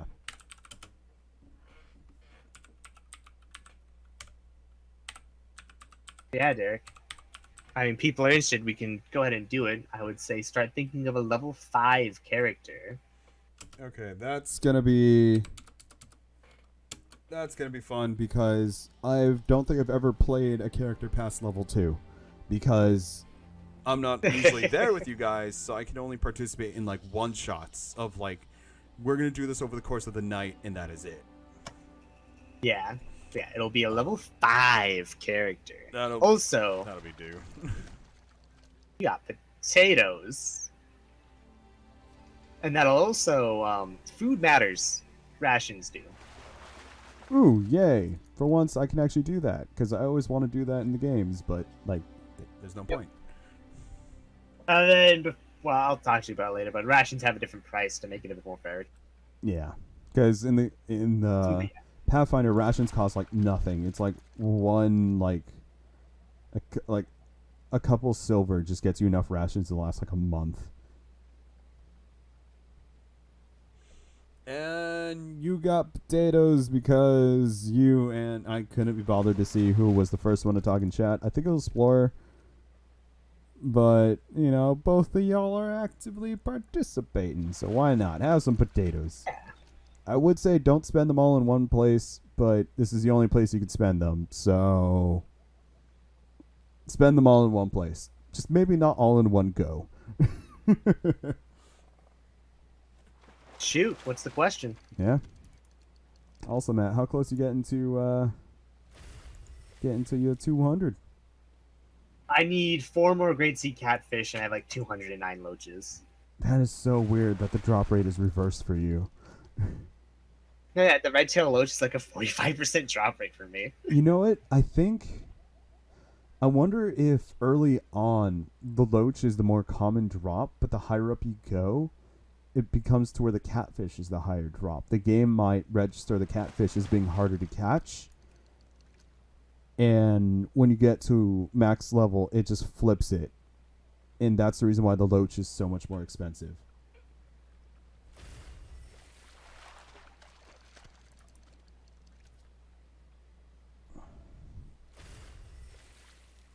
Oh, I was clicked on you when I did it. Yeah, you've given me water walking like 6 times. What is your most fondly remembered video game? Most fondly remembered video game that you played that was super obscure. Is the title misspelled? Oh, it is. There's 2 L's in talk. I didn't notice that. That's on brand. That's on. Yep, that's fine. I mean, hey, we finally have a working alert box, so you know what? I'll take a misspelled word. The most favorite video game that was super obscure. Oh shit! I trapped that game up. I'd have to say that's EG, made by Daniel Remar. Let's see. I don't know. Most of the games I've played have been pretty standard, because I mean, I've really only ever owned like a Nintendo for the longest time, and most Nintendo games are very popular. The only ones I could think of that are a bit more obscure is like Jet Force Gemini, which I never did beat because I don't remember why. I don't even know where I got the game. I just had it one day, and it's just like, cool, I'm gonna play it. And I don't know where it came from, but I still have it.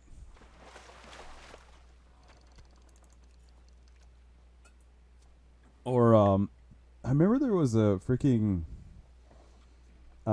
there's like a theme park video game that I had that I've never been able to find ever since. And when I say theme park, I mean theme park. Everything was themed, like usually different seasons essentially. And I never was able to find it, and I also think the game had a virus essentially built in, because every computer it was ever installed on, that computer died shortly after. So yeah, I'm pretty sure it had a virus in it somehow. I don't even remember the name of it, but it's just it's gone forever. What were they about? I mean, EG, it was pretty much an indie game, and you played as somebody who was designed to stop an alien invasion, but the whole point of it was like your choices mattered a lot in that game and the outcome of it. Like, you can play the entire game as a pacifist, not kill a single thing, or you can go through and murder everything, and that affects how like bosses treat you, or people treat you throughout the game. Yeah, you could essentially go through that game and not kill a single thing, not even any of the bosses. Also, real quick, Lord And like OneNote, Thank you for the 10 bits. Much appreciated. It was pretty amazing, considering the entire game was made by one person in Game Maker. Oh wow. And yeah, Undertale. Oh yeah, this is an old game. It was made a while ago. And no, yeah, and everything mattered. You know, your choices. You can like, even little things. Like, you can find logs around the game, and they'll explain things. And if you read all the logs, the main character will respond to it. Like, there's a certain thing where there's a new alien that gets introduced, and if you read the logs on it, it'll be like, hey, I know what these people are, and if you're a pacifist, it says, I should try to sneak around them. Or, hey, I don't know what these are, I should try to sneak around them. Or if you're, like, murdering everything, it's, hey, I know what these are, I should kill them. So, like, stuff like that is just, like, little things will, like, change how your character reacts and responds to things, how other people respond to you and react to you, and it was a really enjoyable game. Cool. There's Also, a when lot you of said, collectibles and hidden things. when you said Signs. logs, the first thing I thought was like literal logs, like from a tree. It's like, holy shit, the log is telling you that? That's a very But talkative yeah, log. and then there's a lot of hidden things that you can find, and like it's kind of funny because I say you can't kill it. I think you have to kill the final boss no matter what. Is like the only thing you can kill. So like a true pacifist run was like your kill count will be at 1. But it's great because in order to get the Yeah, exactly. you're not the only Stormy. one, Derek. And it's just like to get the best, most powerful weapon in the game, you really had to play the entire game as a pacifist. And there's like a whole bunch of difficulties. I think the highest difficulty is almost impossible to do a pacifist run on. I'll have a stack of 200 of each, by the way. Nice. Let's go find a new spot. Doggo time. That's cool. I could just be in this rock.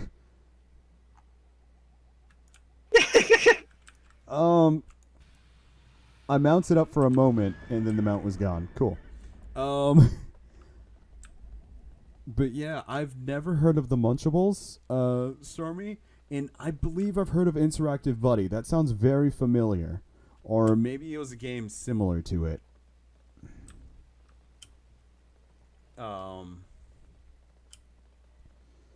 I grew up on the Wii, so I'm used to very random things giving me advice. That is true. I mean, in Zelda, you could talk to remember the rocks that you could hit, and they would tell you things.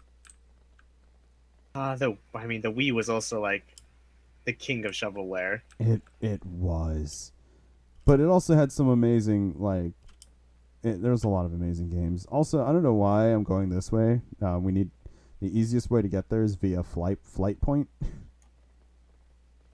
So yeah, I don't want to bother going all the way over there. I'm just gonna go to the flight point dude that's up here. Yeah. Yeah, I've never heard of the Munchables. Munchables. Yeah, It's like what's that about? All I can think of is Lunchables. Yeah, same. Is it about snacking? Fly, my pterodactyl, fly. Where are we going to? Right. I figured let's do some sea fishing. So I'm just going down to the port. Essentially where you first show up here. Unless you never got that flight point.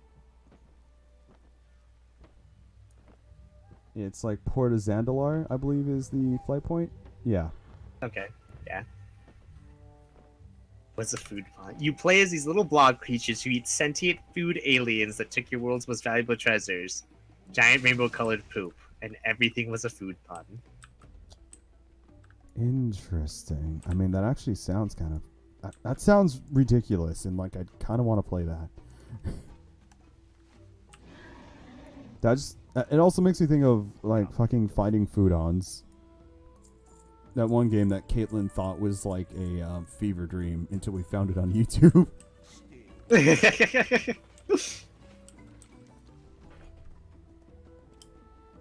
call them orbs.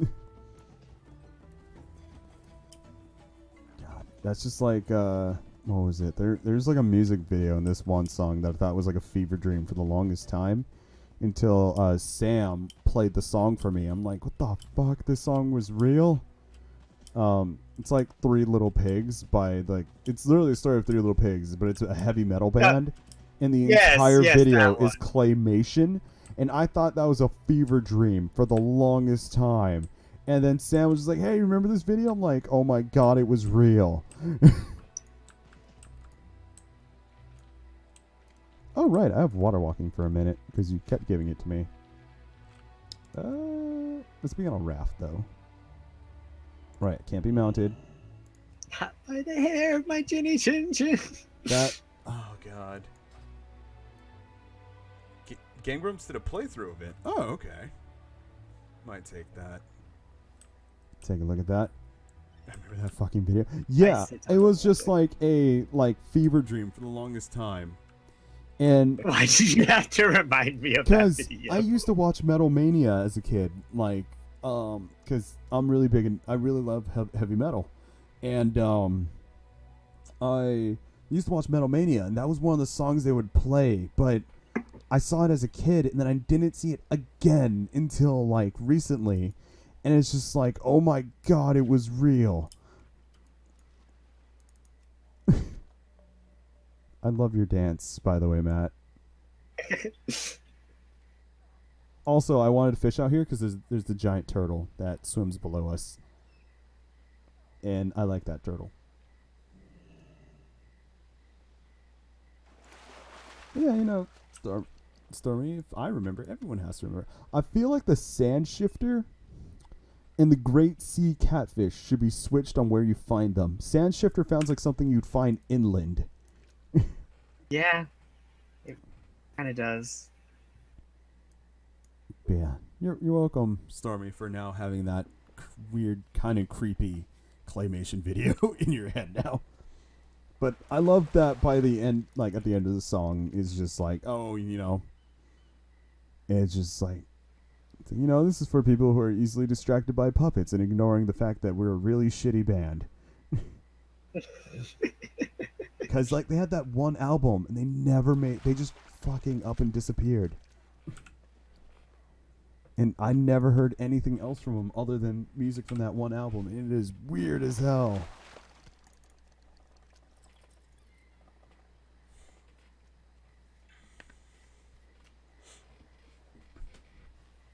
Oh, man.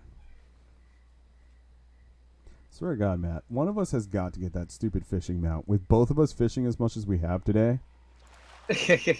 Like, one of us. And by one of us, I mean me, because I've done more fishing, and I'll be a little upset if you get it first.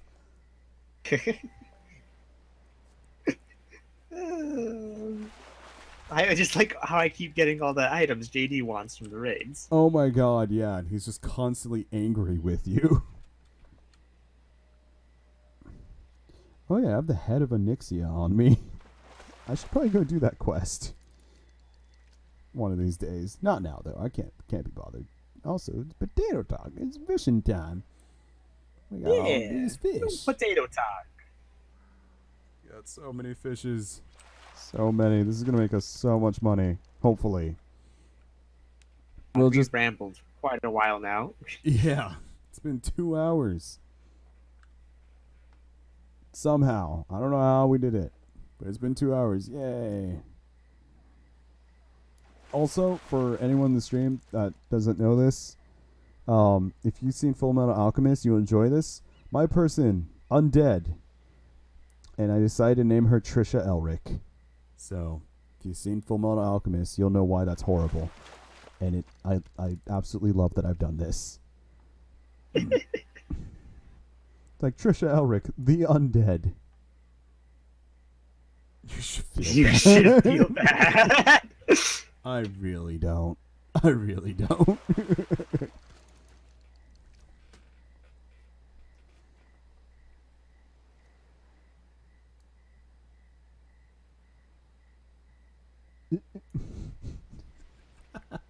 Don't you boo me.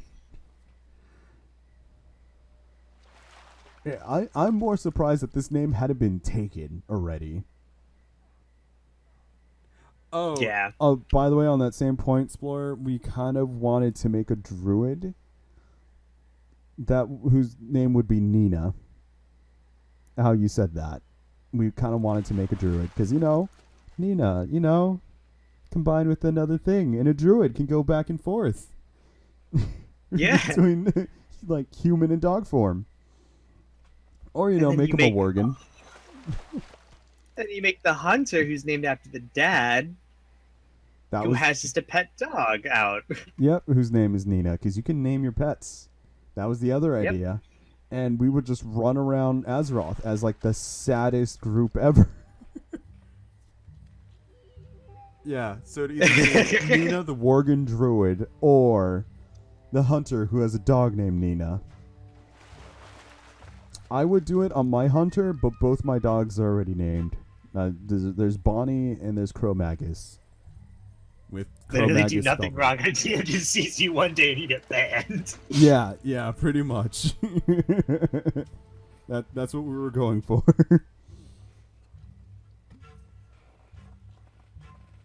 All right. It seems like we're coming to the end. I don't know, unless you people got any more questions or stuff for us. Because We actually didn't have a lot of talking points this time because there was Kind of went through a lot during the first one. Yeah, we went through a lot then, and we didn't really have. we follow a lot of gaming news, but we don't really follow enough. We don't see the entire, everything, like, especially since we don't really keep up on a lot of games that we're not really interested in to begin with. But we're kind of keeping up on it a little bit more now because there's actually a lot going on. And I mean, about 2 hours was probably about what we wanted to shoot for anyways, because, I mean, last stream was like 3. I feel like 2 hours. We're going to do 2 hours of this, the potato talk, and then probably go and stream a normal game afterwards. Yeah. Yeah, you got a 500 fish. Yay. Although I think we should probably turn the stream off and on again so we have the VOD. Yeah. Would you guys look at the Yahoo to close out Potato Talk? Sure. Why not?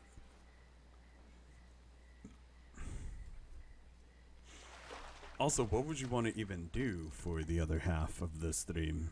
I don't know. Is JD on? He was a second ago. Is he still Can a alive? man knock out a gorilla using only hand-to-hand? In theory, yes. In practice, no. No. That gorilla is gonna kill I you. believe that gorilla would win every time in hand-to-hand. Yes, it's like in theory, yes. If you get a good punch, is punch it possible. right in the temple, and hard enough, a gorilla in theory could go down. However, the gorillas are You're so much never gonna faster. get that punch off. Yeah, that gorilla would have to be like tied up, and tied up tight. And it You have probably to ambush it while it's sleeping. pretty much like that one clip we have of us killing the Yukis, where we like Oh, yes. went up to it and it's just like, oh, quick, beat the shit out of it while it's sleeping. What about the strongest man in the world who's bigger than a double-door fridge? I mean, Again, even the strong... Again, I don't think he'd win against a gorilla. no. The strongest, I'm pretty sure Gorillas the are strongest man on Earth scary. is still weaker than a gorilla, because gorillas are ridiculously strong. Even monkeys, like monkeys are so much smaller than us, are stronger than us. And it's ridiculous. Yeah, that's why Planet of the Apes is scary. That's why... Yeah, because Because if they learned how to use our weapons and everything, not only could they use our weapons and beat us at our own game, if they got into hand-to-hand combat with us, they win every time. You essentially have to get the jump on them or get lucky. Yeah. Also, if it was a baby gorilla, you'd be okay. I mean, maybe a baby gorilla. But that's a bit cruel. You're just punching babies at that point. Strongman versus one. Out-of-shape gorilla. I still feel like the out-of-shape gorilla would beat the shit out of you. Gorilla could just tear you in half. Yeah. Because, I mean, can't gorillas just, like, move boulders on their own? And I'm sure a very strong man can. But in all reality, humans that are extremely strong are usually not, like, in all reality, that strong compared to what gorillas can do. It's not the same type of strength. It's like, Yeah. I can lift this very heavy thing, or, like, I can move this semi-truck. Not so much, I'm going to jump, like, across this room and, like, rip your head off in one motion. Yeah. It's not the same. Also, yeah, humans, the bigger we get, the slower we tend to get. and gorillas are massive and fast. So, yeah, gorilla every time. I'm more scared of chimps. I'm scared of, like, all of them a little bit. They're all very cute, but they're also all very terrifying, because you always hear those horror stories of, like, oh, yeah, these people, they had, like, a chimp, and they had it as a pet for years, and then suddenly one day it just ripped their face off, and it's just like, wait, what? It's like, oh, yeah, the chimp was going through puberty, essentially, and they weren't expecting that. It's just like, oh, well, shit. I like jockeys from Left 4 Dead 2. Oh my god, I love Left 4 Dead. But That was fun. I see what you mean. Yeah, gorilla every time. Yeah, really every time. Oh, hi, random person that's running across the water. I can't remember where. I think you can get one of those from the anglers, the people I'm trying to get to Exalted with. I think that's one of the mounts you get from them. And by one of the mounts, I think the only mount you get from them. Everything else is like this, like a raft, or I got a fancy fishing pole, which increases my fishing by like, I think 13, which is a lot. Yeah.